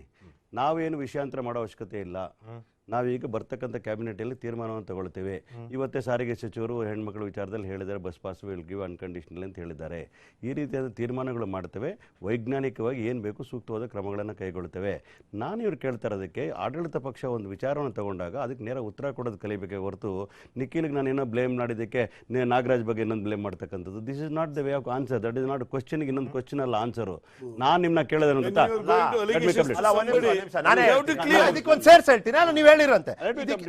Humble request. ಇವರು ಹೇಳಿದ್ರು ಈಗ ಸುಮಾರು ಜಮೀನ ಅಕ್ವೈರ್ ಮಾಡ್ಕೊಬಿಟ್ಟಿದ್ರು, ಅಕ್ರಮವಾಗಿ ಅವರು ತಗೋಬಿಟ್ಟಿದ್ದಾರೆ ಅಂತ. ಒತ್ತುವರಿ ಮಾಡಿ AT ರಾಮಸ್ವಾಮಿ ಕಮಿಟಿ ರಿಪೋರ್ಟ್ ಇದೆಯಲ್ಲಪ್ಪ, ಸರ್ಕಾರದಲ್ಲಿ ಏನ್ ಮಾಡ್ತಾ ಇದ್ರಿ? ಎಲ್ಲಾ ನಿಮ್ ಸರ್ಕಾರನೂ ಅಧಿಕಾರದಲ್ಲಿ ಇತ್ತು. ಬರಿಬಾರ್ದು ಅಂತ ಹಿಡ್ಕೊಬಿಟ್ಟಿದ್ರಾ? ತನಿಖೆ ಮಾಡಬಾರ್ದು ಅಂತ ಹೇಳಿದ್ರಾ? ವಾಪಸ್ ತಗೋಬಾರ್ದು ಅಂತ ಹೇಳಿದ್ರಾ? ಅಕ್ರಮವಾಗಿ ತಗೊಂಡಿರ್ತಕ್ಕಂಥ ಆಸ್ತಿ ಬಿಡಿಸ್ಕೋಬಾರ್ದಂತಿತ್ತಾ? What is the action you taken? Let him speak about it. That report submitted in your government only, not our government. ಆಯ್ತು, ನೀವೇನ್ರಿ ಕ್ರಮ ಕೈಗೊಂಡಿದ್ದೀರಿ? ಇವತ್ತು ಕ್ರಮ ತಗೊಂಡಿದ್ದಲ್ಲ. ನೀವು ತಗೊಳ್ಳಿಲ್ಲ ಅಂತ ಅವ್ರು ತಗೊಳ್ಳಿಲ್ಲ, ಸರಿ, ನೀವು ತಗೊಳ್ಳಿಲ್ಲ, ಅದನ್ನ ಒಪ್ಪಬೇಕಾಗುತ್ತೆ. ಅಲ್ಲಿಂದ ಮುಂದೆ ಬರ್ತೀನಿ, ಅಲ್ಲ ಒಂದ್ ನಿಮಿಷ ಮುಂದೆ ಬರ್ತೀನಿ. ರೀಸೆಂಟ್ಲಿ ನೀವ್ ಏನ್ ಮಾಡಿದ್ರಿ? ಡಾಕ್ಟರ್ CN ಅಶ್ವಥ್ ನಾರಾಯಣ್ ಅವ್ರ ಮೇಲೆ ಮತ್ತೆ ಹರೀಶ್ ಪೂಂಜಾ ಅವ್ರ ಮೇಲೆ ಚುನಾವಣೆ ಮುಂಚೆ ಕೊಟ್ಟಂತ ಹೇಳಿಕೆಯನ್ನ ನೀವು ಆಧಾರವಾಗಿ ಇಟ್ಕೊಂಡು ಇವತ್ತು ಕಂಪ್ಲೇಂಟ್ಗಳನ್ನ ರಿಜಿಸ್ಟರ್ ಮಾಡಿಸಿದಿರಿ. ಚುನಾವಣೆ ಸಂದರ್ಭದಲ್ಲಿ ನಿಮ್ಗೂ ಗೊತ್ತು ನಾಗರಾಜ್ ಯಾದವ್ ಅವರೇ, ಮಾತು ಬರುತ್ತೆ ಮಾತು ಹೋಗುತ್ತೆ. ಆದ್ರೆ ಕೆಲವ್ರಿಗೆ ಭಾವನಾತ್ಮಕವಾಗಿ ನೋವಾಗಿರ್ಬೋದು, ಅವ್ರು ಚುನಾವಣೆ ಕಂಪ್ಲೇಂಟ್ ಕೊಟ್ಟಿದ್ದಾರೆ ಇವತ್ತು. ಅದನ್ನ ನಾವು ಅದರ ಆ ಒಂದು ಕನ್ನಡಿಯ ಮೂಲಕ ನೋಡಿದ್ರೆ ಸೇಡಿನ ರಾಜಕಾರಣ ಇಲ್ಲಿ ಪ್ಲೇ ಆಗ್ತಿದೆ ಅಂತ ಯಾಕೆ ಅನ್ಕೋಬಾರ್ದು? ಬಿಟ್ಬಿಡ್ಬೋದಾಗಿತ್ತಲ್ಲ, ಏನ್ ಹೇಳಿಕೆ ತಾನೇ ಕೊಟ್ಟಿದ್ದವತ್ತು? ತನಿಖಾಧಿಕಾರಿ ಮುಂದೆ ಬಂದು ಹೇಳಿ, ನಾನು ಆ ರೀತಿ ಹೇಳಿಲ್ಲ, ಇದಾಗಿದೆ ಅಂತ ಹೇಳಿ ಕೇಳಿ. ಯಾಕೆ ಹೇಳ್ಬೇಕು? ಒಬ್ಬರು ಮರ್ಡರ್ ಮಾಡ್ಬಿಡ್ತೀನಿ ಅಂದ್ರೆ ಸುಮ್ಮನೆ ಇರ್ಬೇಕಾ? ಒಬ್ಬ ಅಪೋಸಿಷನ್ ಲೀಡರ್ ಮರ್ಡರ್ ಮಾಡ್ತೀನಿ ಅಂದ್ರೆ ಈ ರಾಜ್ಯದಲ್ಲಿ ಸರ್ಕಾರ ಇದೆಯಾ? ಹೇಳಿದ್ ಬೇರೆ ಏನೋ ಬಿಡ್ತೀನಿ ಅಂದ್ರೆ ಏನ್ ಅರ್ಥ ಅದಕ್ಕೆ? ಅಲ್ಲ, ಅವರಲ್ಲ, ಅವ್ರು ಹೇಳಿದ್ದೆ ಬೇರೆ, ಅದನ್ನ ಉಲ್ಲೇಖಿಸೋದು ಬೇಡ. ಈಗ ಅದಕ್ಕೆ ಮಾತಾಡುವಾಗ ಅದು ನಾಲ್ಗೆ ಮೇಲೆ ಹಿಡ್ತಾ ಇರ್ಬೇಕಾಗ್ತದೆ. ಇವ್ರಿಗೆ ನಾನು ಕೇಳ್ತಾ ಇರ್ತಕ್ಕಂಥದ್ದು ದಿನೇಶ್ ಗುಂಡೂರಾವ್ ಅವ್ರ ಬಗ್ಗೆ ಇವತ್ತು ರೇಟ್ ಮಾಡಿದ್ರೆ ಏನ್ ಹೇಳಿದ್ರು ಅವರು? ಪ್ರಶ್ನೆ ನೋಡಿ, ಡಬಲ್ ಸ್ಟ್ಯಾಂಡರ್ಡ್ ಹೆಂಗೆ ಸರ್? ನೋಡಿ, ಬಿಜೆಪಿ ಅವರು ನಿಮ್ ಬಗ್ಗೆ ತನಿಖೆ ಮಾಡಿದಾಗ ಬೇರೆ ಬೇರೆ ವಿಷಯಗಳಲ್ಲಿ ನೀವು ಅವತ್ತು ಬಿಜೆಪಿ ಮೇಲೆ ಏನ್ ಆರೋಪ ಮಾಡಿದ್ರಿ? ನೀವು ಫ್ಲಡ್ ಬೇರೆ ಬೇರೆ ಸಮಸ್ಯೆಗಳಿದೆ, ಅದನ್ನ ನಿಭಾಯಿಸಕ್ ಆಗ್ತಿಲ್ಲ, ಅದನ್ನ ಮುಚ್ಚಿಡೋದಕ್ಕೆ ಜನರ ಗಮನ ಬೇರೆ ಕಡೆ ಸೆಳೆಯೋದಕ್ಕೆ ನೀವು ಮಾಡ್ತಿದ್ದೀರಿ. ಇವತ್ತು ನೀವು ಗ್ಯಾರಂಟಿಯಿಂದ ಜನರ ಗಮನ ಬೇರೆ ಕಡೆ ಸೆಳೆಯೋದಕ್ಕೆ ಯಾಕನ್ಬಾರ್ದು? ಕೇಳೋ ಹಕ್ಕಿದೆ, ಕೇಳಿ. ಗ್ಯಾರಂಟಿಗಳನ್ನ ನಾವು ಅನುಷ್ಠಾನ ಕೊಡ್ತೀವಿ, ಮಾತು ಕೊಟ್ಟಂಗೆ ನಡ್ಕೊಳ್ತೇವೆ. ಬರ್ತಕ್ಕಂಥ ಈಗ ಬಂದೆ ನೋಡಿ, ನೆಕ್ಸ್ಟ್ 2 ನಿಮಿಷದಲ್ಲಿ ದೇವರಾಜ್ ಅವ್ರನ್ನ ಮಾತಾಡ್ಸಿ ಗ್ಯಾರಂಟಿಗೆ ಬರ್ತೀನಿ. ಗೃಹಲಕ್ಷ್ಮಿ ಇನ್ನೊಂದು ನಿಮಿಷ ರೀ. ಆ ಗ್ಯಾರಂಟಿಗಳ ಅನುಷ್ಠಾನ ಮಾಡೋದು ನಮ್ಮ ಕರ್ತವ್ಯ, ಕೊಟ್ಟ ಮಾತಂಗೆ ನಡ್ಕೊಳ್ತೀವಿ. ಅದ್ರ ಬಗ್ಗೆ ಇನ್ನೊಂದು 2 ದಿವಸ ಆದ್ಮೇಲೆ ಕ್ಯಾಬಿನೆಟ್ ಆದ್ಮೇಲೆ ಚರ್ಚೆ ಮಾಡೋಣ. ನಾಗರಾಜ್ ಯಾದವ್ ಆದ್ರೆ ದಿನೇಶ್ ಗುಂಡೂರಾವ್ ಅವ್ರ ಬಗ್ಗೆ ಮಾತಾಡ್ಬೇಕಾದ ಹೇಳ್ತಾನೆ. ಇವ್ರಿಗೇನಾದ್ರೂ ಆ ರೀತಿ ಆಕ್ಷೇಪಗಳಿದ್ರೆ ಇವ್ರು ಸರ್ಕಾರದಲ್ಲಿ ಮಾಡ್ಬೇಕಾಗಿದ್ದು ಮಾಡ್ಲಿಲ್ಲ. ಇವತ್ತು ಅವ್ರು ಹೇಳಿದ್ ಕೂಡ ಏನ್ ಗೊತ್ತಾ, ನೇರ ಆಪಾದನೆಯನ್ನು ಮಾಡಲಿಲ್ಲ. ಅವರು ನನ್ನ ಇಲಾಖೆಯಲ್ಲಿ ಸಂಬಂಧಪಟ್ಟಂತ ಅವ್ಯವಹಾರ ಕಂಡು ಬಂದಾಗ ಖಂಡಿತವಾಗ್ಲೂ ತನಿಖೆ ಮಾಡ್ತೀನಿ ಅಂತ ಹೇಳ್ತಾರೆ. ಪ್ರೈಮಾ ಫೇಜ್ ಹೇಳ್ಬೇಕಾದ್ರೆ ಚಾಮರಾಜನಗರದಲ್ಲಿ 34 ಜನ 35 ಜನ ಸತ್ತಾಗ ಕೇವಲ 3 ಜನ ಮಾತ್ರ ಆಕ್ಸಿಜನ್ ಸತ್ರು ಅಂತಕ್ಕಂಥ ಬೇಜವಾಬ್ದಾರಿ ಹೇಳಿಕೆ ಕೊಡ್ತಾರಲ್ಲ, ಇದೆಲ್ಲ ಮನುಷ್ಯತ್ವ ಇರ್ತಕ್ಕಂಥ ಸರ್ಕಾರಗಳು ಮಾಡೋ ಕೆಲಸನಾ? ಅದನ್ನ ನಾವು ಪ್ರಶ್ನೆ ಮಾಡ್ತಾ ಇದೀವಿ. ಈಗ ಬಂದ್ಬಿಟ್ಟು ವಕ್ಫ್ ಬೋರ್ಡ್ ಬಗ್ಗೆ ಇನ್ನೊಂದು ಬಗ್ಗೆ ಹೇಳ್ತೀರಲ್ಲ, ನಿಮ್ಗೇನೋ ಅಧಿಕಾರ ಕೊಡದೇ ಇದ್ರೆ ಜನ ಒಂದು ಮೆಡಿಕಲ್ ಲೀಗಲ್ ಇನ್ವೆಸ್ಟಿಗೇಷನ್ ಆಗಿ ಮಾಡಿಸಿ. ನಿಜವಾಗ್ಲೂ ಆಕ್ಸಿಜನ್ ಕೊರತೆಯಿಂದಾನೆ 30 ಜನ ಅಥವಾ ಕೋವಿಡ್ ಅಲ್ಲೂ ಕೆಲವರು ಇದ್ದು ಕೆಲವ್ರು ಮಾತ್ರ ಆಕ್ಸಿಜನ್ ಕೊರತೆ. ಸರ್, ನೀವು ಆ ವರದಿ ತಂದ್ರೆ ನಮಗ್ ಸ್ವಾಗತ ಇದೆ, ಮಾಡ್ತೀವಿ, ಸ್ವಾಗತಿಸ್ತೀನಿ. ಇದೇ ಚಾನಲ್ ಇದೇ ಕಾರ್ಯಕ್ರಮ ಚರ್ಚೆ ಆಯ್ತು. ಆದ್ರೆ ಒಂದು ಮಾತ್ರ ನಿಮ್ ಚಾನೆಲ್ ಮೂಲಕ ಹೇಳ್ತೀನಿ ಜನಗಳಿಗೆ, ನಾವು ಸೇಡಿನ ರಾಜಕೀಯದಲ್ಲಿ ನಂಬಿಕೆ ಇಟ್ಕೊಂಡಿಲ್ಲ ಕೂಡ ಮಾಡ್ತೇವೆ. ಭ್ರಷ್ಟಾಚಾರಗಳ ಬೀದಿಗೆ ತರ್ತೇವೆ. ಜನ ಈಗ ಜನತಾ ನ್ಯಾಯಾಲಯದಲ್ಲಿ ಪನಿಷ್ಮೆಂಟ್ ಕೊಟ್ಟರೆ ವೈಜ್ಞಾನಿಕ ಕಾನೂನುಬದ್ಧವಾಗಿ ಏನಿದೆ ಈಗ ಮುಂದಿನ ಚರ್ಚೆಗೆ ಒಂದೇ ಒಂದು ನಿಮಿಷ ವಿರೋಧ ಪಕ್ಷಗಳ ಮೇಲೆ ಹಿಡಿತ ಸಾಧಿಸಬೇಕು, ರಾಜಕೀಯ ಅಸ್ತ್ರವಾಗಿ ಬಳಸಬೇಕು. ಇದೆಲ್ಲ ಆಗಬಾರ್ದು. ಈ ಒಂದು ಗ್ರಹಿಕೆ ಜನರಲ್ ಮೂಡಬಾರ್ದು ಅಂದ್ರೆ ತನಿಖೆ ತಾರ್ಕಿಕ ಅಂತ್ಯ ಮಹತ್ವ. ಪ್ಲೀಸ್. ಅಲ್ಲ, ಖಂಡಿತ. ಈಗಾಗಲೇ ನಾನು ನಾಗರಾಜದವ್ರಿಗೆ ನಾನು ರಿಕ್ವೆಸ್ಟ್ ಮಾಡಿದೆ, ಏನು ಚುನಾವಣೆ ಪೂರ್ವದಲ್ಲಿ ನೀವೇನು ಜನಗಳ ಮುಂದೆ ಮಾತನಾಡಿದ್ರಿ, ನಾವೇನು ಜನಗಳ ಮುಂದೆ ಮಾತನಾಡಿದ್ವಿ, ಬಿಜೆಪಿ ಪಕ್ಷದ ಬಗ್ಗೆ ಮತ್ತೆ ಅವತ್ತಿದ್ದಂಥ ಆಡಳಿತ ಪಕ್ಷದ ಬಗ್ಗೆ ಮಾಡಿದಂಥ ಎಲ್ಲ ಆಪಾದನೆಗಳ ಬಗ್ಗೆ ಸಾರಾಸಟ್ಟಾಗಿ ದಯವಿಟ್ಟು ತನಿಖೆ ಮಾಡಿಸಿ. ಮತ್ತೆ ಅದಷ್ಟೇ ಅಲ್ಲ, ಜನಗಳಿಗೆ ನಂಬಿಕೆ ಬರಬೇಕು ಅಂತಂದರೆ 2013ರಿಂದ 2018 ರೇಡು ಹರ್ಕಾವತಿ ಲೇಔಟ್ ಬಗ್ಗೆ ಏನು ಅನ್ಯಾಯಗಳು ಅನಾಹುತಗಳು ಮತ್ತು ಭ್ರಷ್ಟಾಚಾರ ನಡೆದಿದೆ ಅಂತಕ್ಕಂಥ ವರದಿ ಇದೆ, ದಯವಿಟ್ಟು ಅದನ್ನು ಆಕ್ಸೆಪ್ಟ್ ಮಾಡಿ ಅದ್ರ ಬಗ್ಗೆ ಆ್ಯಕ್ಷನ್ ತಗೊಳ್ಳಿ. ಆವಾಗ ಒಂದು ಅಟ್ಲೀಸ್ಟು ನಿಮ್ಮ ಸರ್ಕಾರದ ಮುಂದೆ ಇವತ್ತು ಇರ್ತಕ್ಕಂತಹ ಒಂದು ಸಮಿತಿಯ ಒಂದು ವರದಿ ಬಗ್ಗೆ ನೀವು ಆಕ್ಷನ್ ತಗೊಳ್ಳಿಲ್ಲ ಅಂತಂದ್ರೆ ಜನಗಳಲ್ಲಿ ಖಂಡಿತವಾಗಿಯೂ ನಂಬಿಕೆ ಅಂತಕ್ಕಂಥದ್ದು ಬರ್ಲಿಕ್ಕೆ ಸಾಧ್ಯನೇ ಇಲ್ಲ. ಸರ್ಕಾರ ಮಾಡತಕ್ಕಂಥ ಯಾವುದೇ ತನಿಖೆ ಬಗ್ಗೆ ಕೇವಲ ಜನಗಳಿಗೆ 1% ಸಹ ನಂಬಿಕೆ ಇಲ್ಲ. ಆ ನಂಬಿಕೆ ಗಳಿಸಬೇಕು ಅನ್ನೋಂಗಿದ್ರೆ ಹಿಂದೆ ಆಗಿರ್ತಕ್ಕಂಥ ವರದಿಯ ರಿಪೋರ್ಟ್ ಬಗ್ಗೆ ಮೊದಲು ಆಕ್ಷನ್ ಆಗಬೇಕು. ಬೇರೆಯವ್ರು ಮಾಡಿದ ಅಶ್ಲೀಲ ಅದಾಗಬಾರ್ದು. ಖಂಡಿತವಾಗಿಯೂ ಇರ್ತಕ್ಕಂಥ ಇಷ್ಟು ಸಾರಾಸಟ್ಟಾಗಿ ಏನು ಕಾಂಗ್ರೆಸ್ ಇರ್ಬೋದು, JDS ಇರ್ಬೋದು, ನಾವು ಮಾಡಿರ್ತಕ್ಕಂಥ ಅಷ್ಟು ಆಪಾದನೆಗಳ ಬಗ್ಗೆ ಒಟ್ಟಾರೆ ಒಂದೇ ತನಿಖೆ ಮಾಡಿ, ಒಂದು ಆಯೋಗ ಮಾಡ್ಬಿಡಿ, ಅದು ಕೊಟ್ಬಿಡಿ, ಎಲ್ಲ ಕಂಪ್ಲೀಟ್ ಕೊಟ್ಬಿಡಿ, ಬಂದ್ಬಿಡುತ್ತಲ್ಲ ವರದಿಗೆ. ಹೇಳೋದಿಷ್ಟೇ ಸರ್, ಎಲ್ಲಾ ರಾಜಕೀಯ ಪಕ್ಷಗಳ ಮೇಲೂ ಒಂದು ಜವಾಬ್ದಾರಿ, ಜನರಲ್ಲಿ ಒಂದು ವಿಶ್ವಾಸ ಮೂಡಿಸಬೇಕು. ಈ ತನಿಖೆಗಳು ಕೇವಲ ರಾಜಕೀಯ ಅಸ್ತ್ರ ಅಲ್ಲ ಅನ್ನೋ ವಿಶ್ವಾಸ ಮೂಡಿಸಬೇಕು. ಬಂದಿರೋದು ಈಗೇನೆ ಸರ್, ಈಗ ಬಂದಿರತಕ್ಕಂಥದ್ದೇನು, ಇವತ್ತಿನ ದಿವಸ ಸನ್ಮಾನ್ಯ ಸಿದ್ದರಾಮಯ್ಯವ್ರ ಬಗ್ಗೆ ರೇಡಿಯೋ ಬಗ್ಗೆ ಬಂದಿರತಕ್ಕಂಥ ಆಪಾದನೆ ಬಗ್ಗೆ ವರದಿ ಬಂದಾಗೋಗಿದೆ. ಸರ್ಕಾರದ ಬಗ್ಗೆ ನಂಬಿಕೆ ಬರಬೇಕು ಅಂದ್ರೆ ಆ ವರದಿ ಬಗ್ಗೆ ಆಕ್ಷನ್ ತಗೊಳ್ಬೇಕು. ಮತ್ತೆ ಈಗ ಹಿಂದಿನ ಸರ್ಕಾರ ಮಾಡಿರ್ತಕ್ಕಂಥ ಆಪಾದನೆಗಳ ಬಗ್ಗೆ ಒಂದು ಆಯೋಗ ರಚನೆ ಮಾಡಿ, ದಯವಿಟ್ಟು ಅದ್ರ ಬಗ್ಗೆ ಆಕ್ಷನ್ ತಗೊಳ್ಳಿ ಮಾಡಿ. ಇದು ನಮ್ಮ ರಿಕ್ವೆಸ್ಟ್ ಮಾಡಿ, ನಮ್ಮ ರಿಕ್ವೆಸ್ಟ್ ಇದೆ. Fair enough. ಅಲ್ಲ, ಅಲ್ಲಿಗೆ ಮೊದಲನೇ ಚರ್ಚೆ ವಿಷಯ ಬಿಡ್ತೀನಿ, ಮುಗಿಲಿಲ್ಲ, ಚರ್ಚೆ ಮುಂದುವರಿಯುತ್ತೆ. ಆದ್ರೆ ಇವತ್ತಿಗೆ ಅದನ್ನ ಅಲ್ಲಿ ಬಿಡ್ತೀನಿ. ಎರಡನೇ ಚರ್ಚೆಯ ವಿಷಯ ಅತ್ತೆಯೇ ಗೃಹಲಕ್ಷ್ಮಿ. ಯಾಕೆ ಸೊಸೆಗಾಗೋ ಅರ್ಹತೆ ಇಲ್ವಾ? ಈ ಚರ್ಚೆನಲ್ಲಿ ನಾವು ಬರೀ ಗಂಡಸರು ಕೂತ್ಕೊಂಡು ಏನ್ ಮಾತಾಡೋದು? ಗೃಹಲಕ್ಷ್ಮಿ ಇರೋದಿದು, ಇದು ಹೆಂಗಸರು ವಿಷಯ ಕೂಡ. ಇದು ಇಟ್ ಡಸಂಟ್ ಮೀನ್ ನಾವು ಮಾತಾಡಬಾರ್ದು ಅಂತಲ್ಲ, ನಮಗೂ ಅಷ್ಟೇ ಕಾಳಜಿ ಇದೆ ಮಹಿಳಾ ಸಮುದಾಯದ ಬಗ್ಗೆ, ಗೃಹಿಣಿಯರ ಬಗ್ಗೆ. ಆದ್ರೆ ಪ್ರಾತಿನಿಧ್ಯಕ್ಕೋಸ್ಕರ ಜ್ಯೋತಿ ಚಿಂಚೋಳಿ ಅವರು ನಮ್ಮ ಜೊತೆ ಇರ್ತಾರೆ. ನಮಸ್ಕಾರ ಜ್ಯೋತಿ ಅವರೇ. ನಿಖಿಲ್ ಮಾತಾಡ್ತೀನಿ, ಸ್ವಾಗತ ನಿಮ್ಗೆ. ನಮಸ್ಕಾರ ಜ್ಯೋತಿ ಅವರೇ. ಜ್ಯೋತಿ ಅವರೇ, ನೀವು ಗೃಹಿಣಿ ಅನ್ನೋ ಆ ಒಂದು ವರ್ಗಕ್ಕೆ ಕ್ವಾಲಿಫೈ ಆಗ್ತೀರಾ ಅಂತ ಕೇಳ್ತಿದ್ದೀನಿ. ಅಂದ್ರೆ ನಿಮಗೆ 2,000 ರೂಪಾಯಿ ಸಿಗತ್ತಾ ಅಂತ ಕೇಳ್ತಿದ್ದೀನಿ. ನಿಮಗ್ ಬೇಕಾ ಅಂತ ಕೂಡ ಕೇಳ್ತಿದ್ದೀನಿ. ಖಂಡಿತ ನಮ್ಗೆ ಬೇಡ. ಯಾಕಂದ್ರೆ ನಮ್ ದೇಶನ, ನಮ್ ಕರ್ನಾಟಕ ರಾಜ್ಯನ ಶ್ರೀಲಂಕಾ ಮಾಡಕ್ಕೆ ನಮ್ಗಂತೂ ಇಷ್ಟ ಇಲ್ಲ. ನಾವ್ ಎಜುಕೇಟೆಡ್ ಜನಗಳಿಗಾರೋ ಅದಕ್ಕಷ್ಟು ಗೊತ್ತಿರ್ಬೇಕು. ಅಲ್ಲ, ಎಜುಕೇಟೆಡ್ ಅಂದ್ರೆ ಇಲ್ಲಿ ಏನ್ ಗೊತ್ತಾ, ಪ್ರಶ್ನೆಗಳು ಹತ್ತಾರಿದೆ. ಎಜುಕೇಟೆಡ್ ಅಂದ ತಕ್ಷಣ ಎಂಪ್ಲಾಯ್ಡಾ ಅಂದ್ರೆ ಉದ್ಯೋಗದಲ್ಲಿ ಇದೀರಾ? ನೀವು ಉದ್ಯೋಗದಲ್ಲಿ ಇದೀರಿ ಅಂದ್ರೆ ನೀವು ಟ್ಯಾಕ್ಸ್ ಕಟ್ತೀರಾ? ಟ್ಯಾಕ್ಸ್ ಕಟ್ತೀರಾ ಅಂದ್ರೆ ನಿಮ್ಗೆ ಅದ್ ಬೇಡವಾ? ಅಥವಾ ಅದನ್ನೇ ಒಂದು ಅರ್ಹತೆಯ ಮಾನದಂಡವಾಗಿ ಮಾಡುತ್ತಾ ಸರ್ಕಾರ? ಇದ್ರ ಬಗ್ಗೆ ಅವ್ರಿಗೆ ಅಷ್ಟೊಂದು ಗೊಂದಲಗಳಿವೆ. ಅದರಿಂದ ಅದೆಲ್ಲ ಕ್ಲಿಯರ್ ಆಗ್ಬೇಕು. ಅವರೇ ಮುಂದೆ ಬಂದು ಎಲ್ಲಾರ್ಗು ಕೂಡ ಅದನ್ನ ಭರವಸೆಯಿಂದ ಹೇಳ್ಬೇಕು. ಯಾಕಂದ್ರೆ ವೋಟ್ಸ್ ಅಂತೂ ತಗೊಂಡಿದ್ದಾರೆ. ಎಲ್ಲ ಮನೆ, ಈ ಕರ್ನಾಟಕ ರಾಜ್ಯದ ಎಲ್ಲಾ ಮಹಿಳೆಯರ ಹತ್ರ ವೋಟ್ಸ್ ತಗೊಂಡಿದ್ದಾರೆ. ಯಾಕಂದ್ರೆ ಎಷ್ಟೋ ಜನಕ್ಕೆ ಪಾಪ ಅಗತ್ಯ ಜ್ಯೋತಿ ಅವರೇ, ನಿಮ್ಮ ಅಭಿಪ್ರಾಯದಲ್ಲಿ ಗೃಹಿಣಿ ಅಂದ್ರೆ ವ್ಯಾಖ್ಯಾನ ಏನು? ಗೃಹಿಣಿ ಅಂದ್ರೆ ಯಾರು? ಗೃಹಿಣಿ ಅಂದ್ರೆ ಆ ಮನೆಗೆ ಅತ್ತೆನೂ ಆಗಿರ್ಬೋದು, ಸೊಸೆನೂ ಆಗಿರ್ಬೋದು, ವಾರಾರ್ಗಿತ್ತಿರು 2-3 ಜನ ಇರ್ತಾರೆ ಒಂದು ಮನೆಯಲ್ಲಿ. ಎಲ್ಲಾರು ಗೃಹಿಣಿಯರೇ. ಯಾರು ಮದ್ವೆ ಆಗಿರೋರು, ಮದ್ವೆ ಸಂಸಾರ ಮಾಡ್ತಿರೋರು ಎಲ್ಲಾರು ಮಹಿಳೆಯರೇ. ಅಥವಾ ಮದ್ವೆ ಆಗಿಲ್ದೇ ಇರೋರು ಕೂಡ ಮಹಿಳೆಯರೇ ಅಂತ ಡೆಫಿನೇಷನ್ ಆಗಿ ಜ್ಯೋತಿ ಅವರೇ, ಇವತ್ತಲ್ಲ, ಮೇ 13ನೇ ತಾರೀಕು ಸಾಯಂಕಾಲನೇ ನಾನು ಕೇಳಿದೀನಿ ಪ್ರಶ್ನೆನ ಸರ್. ನ್ಯೂಸ್ 18 ನಮಗೆ ಗೊತ್ತು sir. Without condition there is no way you can do this. Clarify ಮಾಡ್ಬೇಕಲ್ಲ ಸರ್ಕಾರ. ನಾನು ಕೇಳಿದೆ ಅವತ್ತು, ಸರ್ ಗೃಹಿಣಿ ಅಂದ್ರೆ ಯಾರು? ನಾನು ನಿನ್ನೆ ಕೇಳಿದೆ ಕಾಂಗ್ರೆಸ್ ವಕ್ತಾರರಿಗೆ, ಸರ್ ನನ್ನ ವೈಫು ಗೃಹಿಣಿ ಸರ್, ನನ್ನ ತಾಯಿನೂ ಗೃಹಿಣಿ ಸರ್, ನನ್ನ ವೈಫ್ ಕೆಲಸ ಮಾಡ್ತಾಳೆ, ನನ್ನ ಅಮ್ಮ ಮನೇಲಿ ಇರ್ತಾರೆ ಸರ್, ಇಬ್ಬರಿಗೂ 2,000 ಸಾವಿರ ಬರುತ್ತಾ? ಅದೆಲ್ಲ ಬಿಡಿ ಸರ್. ಸುಧಾಮೂರ್ತಿ ಅವರು ಗೃಹಿಣಿ ಸರ್, ಅವ್ರಿಗೆ 2,000 ರೂಪಾಯಿ ಕೊಡ್ತೀರಾ ನೀವು? ಯಾವ ಕಂಡೀಷನ್ ಅಂತ ಕೇಳಿದೆ. ಇವತ್ತು ಸಚಿವರು ಹೇಳ್ತಾರೆ, ಮಾನ್ಯ ಮಹಿಳಾ ಮತ್ತು ಮಕ್ಕಳ ಕಲ್ಯಾಣ ಇಲಾಖೆಯ ಸಚಿವರು, ಅವ್ರು ಹೇಳ್ತಾರೆ ಅತ್ತೆ ಸೊಸೆ ಮನೆಯಲ್ಲಿದ್ರೆ ಅತ್ತೆ ಮನೆ ಯಜಮಾನಿ ಆಗ್ತಾರೆ, ಹಾಗಾಗಿ ಅವ್ರ ಗೃಹಿಣಿ. ಯಾಕೆ ಸರ್ ನಿಮ್ಗೆ ಜಾಯಿಂಟ್ ಫ್ಯಾಮಿಲಿನಲ್ಲಿ ಇರಬಾರ್ದ ಜನ? ಬೇಡವಾ ನಿಮ್ಗೆ ಜಾಯಿಂಟ್ ಫ್ಯಾಮಿಲಿನಲ್ಲಿ ಜನ? ಯಜಮಾನಿ ಒಬ್ಬರನ್ನ ಐಡೆಂಟಿಫೈ ಮಾಡ್ತಾರೆ, ಅವ್ರು ಕೊಡ್ತಾರೆ, ಹಿರಿಯರು ಇರ್ತಾರೆ, ಮ್ಯಾನೇಜ್ ಮಾಡ್ತಾರೆ, ಅವ್ರ ಜವಾಬ್ದಾರಿ ಕೊಡ್ತಕ್ಕಂಥ. ಇವಾಗ ಏನ್ ಜವಾಬ್ದಾರಿ ಇಲ್ಲ ಅಂತ ಹೇಳಿಲ್ಲ, ಎಲ್ಲಾ ಹೆಂಗಸರು ಕೊಡ್ತೀರಾ ಅಂತ ಹೇಳಿಲ್ಲ ನಾವು, ಎಲ್ಲಾ ಹೆಣ್ಮಕ್ಳು ಕೊಡ್ತೀವಿ ಅಂತ ಹೇಳಿಲ್ಲ ನಾವು ಹೇಳಿದ್ರಿ ಎಲ್ಲಾ ಗೃಹಿಣಿಯರಿಗೆ, ಎಲ್ಲಾ ಗೃಹಿಣಿಯರಿಗೆ, ಯಜಮಾನಿಗೆ. ಆಯ್ತು, ಈಗ ಒಂದ್ ಕೆಲಸ ಹೇಳಿ. ಅತ್ತೆ ಸರ್, ನಿಮ್ಮ ಮ್ಯಾನಿಫೆಸ್ಟೋ ತೆಗೆದು ತೋರ್ಸ್ಲಾ ಸರ್? ನೀವು ಏನಂತ ಹೇಳಿದ್ದೀರಾ ಸರ್? ನೀವು ಅಲ್ಲಿ ಏನಂತ ಪ್ರಿಂಟ್ ಮಾಡಿಸಿದೀರಾ ತೋರ್ಸ್ಲಾ ಸರ್? ಒಂದ್ ನಿಮಿಷ ಸರ್. ನಾನು ಯಾಕೆ ಸರ್ ನಾನು ನಿಮ್ಗೆ ಹೇಳ್ಬೇಕು? ನಾನು ನಿಮಗೆ ತೋರ್ಸೇ ಬಿಡ್ತೀನಿ. ನೀವು ಅವತ್ತು ನಿಮ್ ಬುಕ್ಕನ್ನು ತಂದಿದ್ರಿ, ನೀವೇ ತೋರ್ಸಿದ್ರಿ. ಇಲ್ಲ ಸರ್, ಹಂಗಿಲ್ಲ. ಅದು ನೀವು ಎಲ್ಲಾ ಮಹಿಳೆ ಗೃಹಿಣಿಯರಿಗೆ ಅಂತ ಹೇಳಿದ್ರಿ. ನಾನ್ ನಿಮಗ್ ಬೇಕಾದ್ರೆ ಸ್ಕ್ರೀನ್ ಗ್ಯಾರಂಟಿದು ನನ್ನ ಟೀಮಿಗೆ ನಾನು ಹೇಳ್ತೀನಿ, ಆ ಗ್ಯಾರಂಟಿಗಳದು ಆ ಸ್ಕ್ರೀನ್ ಶಾಟ್ ನ ಸ್ಕ್ರೀನ್ ಮೇಲೆ ತಗೊಂಬನ್ನಿ. ಗೃಹಲಕ್ಷ್ಮಿದು ಏನ್ ಹೇಳುತ್ತೆ ಅನ್ನೋದನ್ನ ತೋರಿಸ್ಬೇಕು, ಅದನ್ನ ತಗೊಂಬನ್ನಿ ಸ್ಕ್ರೀನ್ ಮೇಲೆ. ಸರ್ ಇಲ್ಲಿ ಪ್ರಶ್ನೆ ಇರೋದಿಷ್ಟೇ ಸರ್, ಐ ಅಂಡರ್ಸ್ಟ್ಯಾಂಡ್. ರಾಜ್ಯದ ಅರ್ಥ ವ್ಯವಸ್ಥೆಯನ್ನ ನಾವು ಕಾಪಾಡ್ಕೊಳ್ಬೇಕು. ನಾನು ಒಬ್ಬ ತೆರಿಗೆ ಪಾವತಿ ಮಾಡುವಂತವನಿದ್ದೀನಿ, ಹಾಗಾಗಿ ನನ್ನ ದುಡ್ಡು ಏನ್ ಆಗ್ತಿದೆ ಅನ್ನೋದ್ರ ಬಗ್ಗೆ ಕಾಳಜಿ ನನಗೂ ಇದೆ. ಮಹಿಳೆಯರ ಒಂದು ಸಮುದಾಯಕ್ಕೆ ಕಲ್ಯಾಣ ಅನ್ನೋದು ಆಗ್ಬೇಕು, ಅದ್ರ ಮೂಲಕ ಜನರಿಗೆ ಒಳ್ಳೇದಾಗ್ಬೇಕು. ಇದೆಲ್ಲದ್ರಲ್ಲೂ ನಾನು ನಿಮ್ ಜೊತೆ ಇದ್ದೀನಿ sir.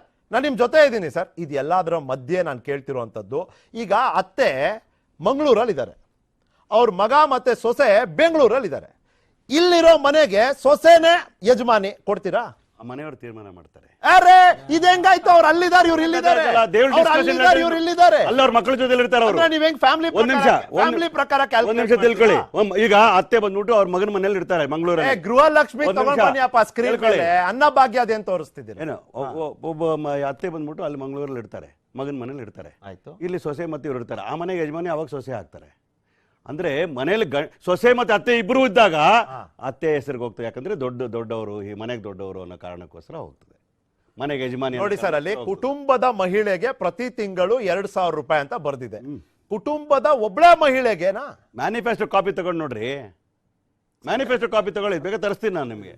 Do not go like that. ಅಲ್ಲ ಸರ್, ಮನೆ ಯಜಮಾನಿಗೆ, ಗೃಹಿಣಿ ಆಗಿರ್ತಕ್ಕಂಥ ಮನೆ ಯಜಮಾನಿಗೆ ಕೊಡ್ತಕ್ಕಂಥದ್ದು. ಅದು ತಾಯಿ ಆಗ್ಬೋದು, ಅತ್ತೆ ಆಗ್ಬೋದು, ಅವ್ರಿಬ್ರು ಇಲ್ಲ ಅಂತಂದ್ರೆ ಮನೇಲಿ ಇರ್ತಕ್ಕಂಥ ಹೆಣ್ಮಗಳು ಸೊಸೆನೇ ಆಗಿರ್ಬೋದು. She leading the house from the front ಅಂದ್ರೆ ಶಿ ವಿಲ್ ಗೆಟ್ ಇಟ್. ಆಯ್ತು, ಈಗ ನಾಳೆ ದಿವಸ ಇನ್ನೊಂದ್ 2-3 ಕಂಡೀಷನ್ ತರ್ತೀರಿ, ಏನ್ ಮಾಡ್ತೀರಿ ಕಂಡೀಷನ್? ನೆಕ್ಸ್ಟ್ ಹೇಳ್ತೀರಿ ವಯಸ್ಸಾದ ಅತ್ತೆಗೆ 60 ವರ್ಷದ ಮೇಲಿದ್ದಾರೆ, ಅವ್ರ ಸೀನಿಯರ್ ಸಿಟಿಸನ್, ಅವ್ರಿಗೆ ಅದರದೇ ಒಂದು ವೇತನ ಸಿಗುತ್ತೆ. ಅಲ್ಲ ನಾಳೆ ಇನ್ನೊಂದ್ ಹೇಳ್ತೀರಿ, ಅಲ್ಲ ನೀವು ಅವಮಾನ ಮಾಡಬಾರ್ದು.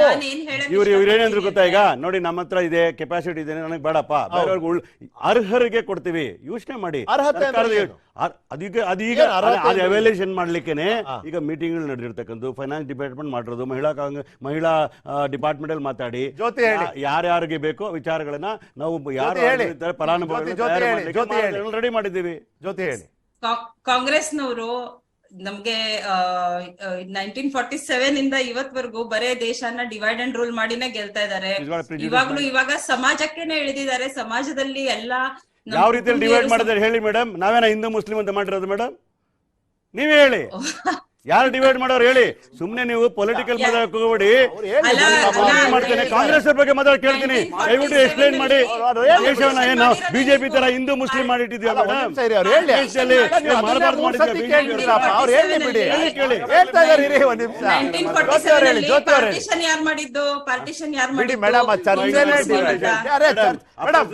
ವಾಪಸ್ ಬನ್ನಿ. ದಯವಿಟ್ಟು ಗೃಹಲಕ್ಷ್ಮಿ ಅದಕ್ಕೆ ನಾನೇನ್ ಹೇಳಕ್ ಇಷ್ಟಪಡ್ತೀನಿ ಗೃಹಲಕ್ಷ್ಮಿ ಬಗ್ಗೆ ಅಂದ್ರೆ, ಈಗ ಒಂದು ವೋಟ್ಸ್ ಅಂತೂ ತಗೊಂಡ್ಬಿಟ್ಟಿದ್ದಾರೆ ಎಲ್ಲಾ ಮಹಿಳೆಯರ ಹತ್ರ. ಬಟ್ ಇವಾಗ ಎಲ್ಲ ಹೇಳೋ ರೀತಿಯಲ್ಲಿ ನಾವು ಒಂದೇ ಹೆಂಗಸಿಗೆ ಕೊಡ್ತೀವಿ, ಮನೆ ಹಿರಿಯ ಹೆಂಗಸಿಗೆ ಕೊಡ್ತೀವಿ ಅಂತ ಅಂದ್ರೆ, ಮನೆ ಯಜಮಾನಿಗೆ ಕೊಡ್ತೀವಿ ಅಂತ ಅಂದ್ರೆ, ಅತ್ತೆ ಸೊಸೆಗೆ ಬಿಟ್ಕೊಟ್ರೆ, ಅವರು ಲಕ್ಷ್ಮೀ ಹೆಬ್ಬಾಳ್ಕರ್ ಹೇಳ್ದಂಗೆ ಅತ್ತೆ ಸೊಸೆಗೆ ಪ್ರೀತಿಯಿಂದ ಬಿಟ್ಕೊಟ್ರೆ ಬೇಕಾದ್ರೆ ಸೊಸೆ ತಗೊಳ್ಳಿ. ಇದು ಸಾಧ್ಯನಾ ಅಂತ ಸ್ವಲ್ಪ ಅವರೇ ಯೋಚನೆ ಮಾಡ್ಬೇಕು. ಎಸ್ಪೆಷಲಿ ಕೆಲ ವರ್ಗದ ಕುಟುಂಬಗಳಲ್ಲಿ ಇದು ಯಾವ ರೀತಿಯ ಪರಿಣಾಮ ಬೀರುತ್ತೆ ಅಂತ ಸೋಷಿಯಲಿ ಅಂದ್ರೆ ಸಮಾಜದ ಜೊತೆ ಬೆಳೆದಂತವ್ರಿಗೆ ಅದು ಅರಿವಿರುತ್ತೆ. ಎಲ್ರಿಗೂ ಇದು ತಿಳಿದ್ ಬರಲ್ಲ. ನನ್ನ ಹತ್ರ ಕಡೆ 2 ನಿಮಿಷ ಇರೋದ್ರಿಂದ ನಾನು ಅಶ್ವಥ್ ನಾರಾಯಣ್ ಗೌಡ ಕೇಳ್ತೀನಿ. ಸರ್, ನಾವು ಇನ್ನೊಂದು ಹೇಳಕ್ ಇಷ್ಟಪಡ್ತೀನಿ, ನಾನು ಒಂದ್ ವಿಷಯ ಹೇಳಕ್ ಪಡ್ತೀನಿ. ಯಾಕಂದ್ರೆ ಇವಾಗ 108 ನೆಪಗಳು ಹೇಳ್ತಾ ಇದ್ದಾರೆ. ಲೈಕ್ ಅದು ರೇಷನ್ ಕಾರ್ಡ್ ಯಾರ ಹತ್ರ ಇದೆ ನೋಡ್ತೀವಿ, ಆಧಾರ್ ಕಾರ್ಡ್ ಲಿಂಕ್ ಆಗಿದೆ ನೋಡ್ತೀವಿ, BPL ಕಾರ್ಡ್ ಇದೆಯಾ ಎಲ್ಲ ನೋಡ್ತೀವಿ. ಈಗ ಮೋದಿ ಅವರು ಆಮೇಲೆ ಅಕೌಂಟ್ ಇದೆಯಾ ಅಂತ ನೋಡ್ಬೇಕು ನಾವು.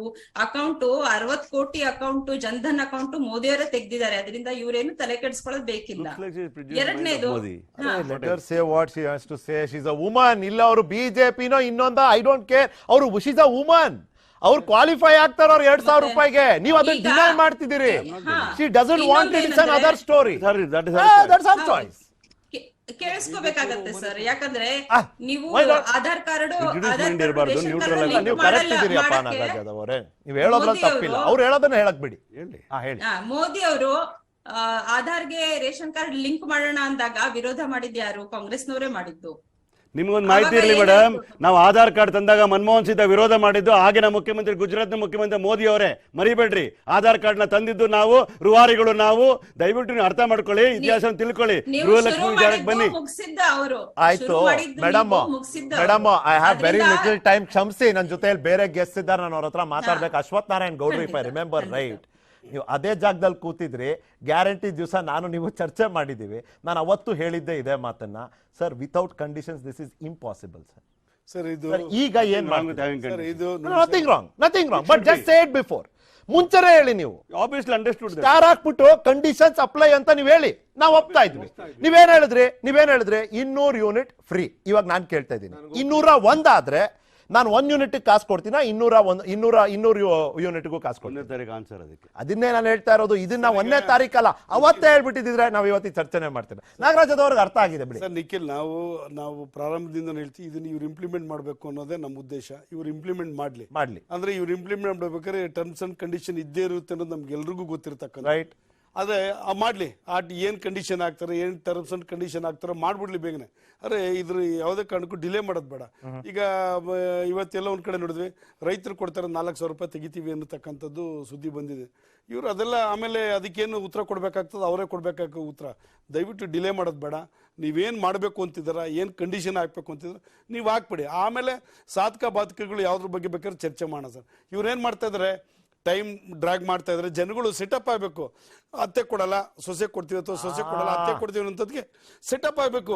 ಮೈಂಡ್ ಸೆಟಪ್ ಸರ್ ಅತ್ತೆಗೆ ಕೊಡ್ಲಿ ಸರ್ ಗೃಹಿಣಿ ಹಾಕಿ 60 ವರ್ಷ ಆಗಿರ್ತದೆ 600 ರೂಪಾಯಿ ಪೆನ್ಷನ್ ತಗೊಳ್ತಾ ಇರ್ತಾರೆ. ಅಂತವ್ರು ಕ್ವಾಲಿಫೈ ಆಗಲ್ಲ ಅಂದ್ಬಿಟ್ರೆ ಏನ್ ಮಾಡೋದು?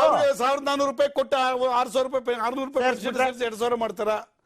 ಓಕೆ ಸೊಸೆಗೆ ಬರುತ್ತೆ, ವಿಧವೆ ಆಗಿರ್ತಾಳೆ, ಆಕೆ ವಿಧವೆ ಆಗಿರ್ತಾಳೆ, ವಿಧವೆ ವೇತನ ಬರುತ್ತೆ, ಸರ್ಕಾರಿ ಸೌಲಭ್ಯ, ವಿಧವಾ ವೇತನ 1000 ಬರ್ತಾ ಇರ್ತದೆ. 1000 ಸೇರಿಸಿ ನೀವು 2000 ಕೊಟ್ಟು 2000 ಸೇರಿಸಿ ಆ ವಿಧವಾ ವೇತನ 1000 ಸೇರಿಸಿ ಒಳ್ಳೆ ಪ್ರಶ್ನೆ ಮಾಡ್ತೀರಾ? ಒಳ್ಳೆ ಪ್ರಶ್ನೆ. ಕ್ಲಾರಿಫೈ ಆಗ್ಬೇಕು ಸರ್. ಅಲ್ಲ ನಾಗರಾಜ್ ಯಾದವ್ ಅವರಲ್ಲ, ನನ್ನ ವಿಶ್ವಾಸ ಏನ್ ಗೊತ್ತಾ, ಅಶ್ವಥ್ ನಾರಾಯಣ್ ಗೌಡ್ರ ಪ್ರಶ್ನೆಗಳನ್ನ, ನನ್ನ ಪ್ರಶ್ನೆಗಳನ್ನ, ದೇವರಾಜ್ ಅವ್ರ ಪ್ರಶ್ನೆಗಳನ್ನ ನಾಗರಾಜ್ ಯಾದವ್ ಅವರು ಸರ್ಕಾರಕ್ಕೆ ತಲುಪಿಸ್ತಾರೆ. ಇಲ್ಲ ಸರ್, ಇದು ಆಮೇಲೆ ಅದ್ರ clarification what's are will you do that ಮುಂಚೆ ಮಾಡೋದಕ್ಕಿಂತ ಮುಂಚೆ ಯೋಚನೆ ಮಾಡಬಹುದಾಗಿತ್ತು. That's my point. ಅಗ್ರೀಡ್. ಅವತ್ತೇ ಘೋಷಣೆ ಮಾಡಬೇಕಾಗಿತ್ತು. Today you are coming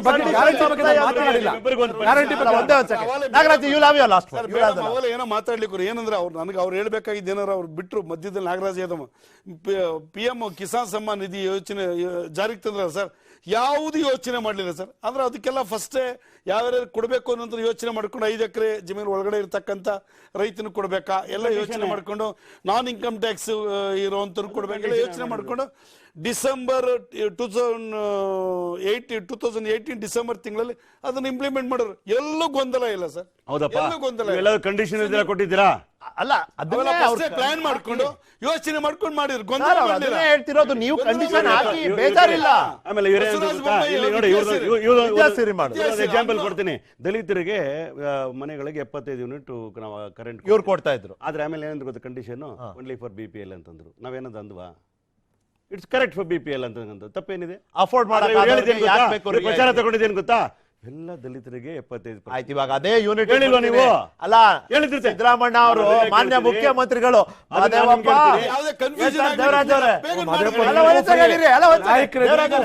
Madevappa ನಿನ್ಗೂ ಫ್ರೀ, ಸಿದ್ದರಾಮಯ್ಯ ಅವ್ರು ನನಗೂ ಫ್ರೀ, ನಿಮ್ಗೂ ಫ್ರೀ, ನಾಯಕ್ ನಿಮಗೂ ಫ್ರೀ. ಬಸ್ಸಲ್ಲಿ ಏನ್ ಹೇಳಿದ್ರು? ಅತ್ತೆ ಮನೆ, ಹಾಸನ, ಧರ್ಮಸ್ಥಳ ಎಲ್ಲೆಲ್ಲಿ ಕಳ್ಸಿದ್ರಿ ನೀವು? ನಾಗರಾಜ್ ಅವರಿಗೆ ನಂದೊಂದು ಮಾಹಿತಿ ಕೊಡ್ತೀನಿ.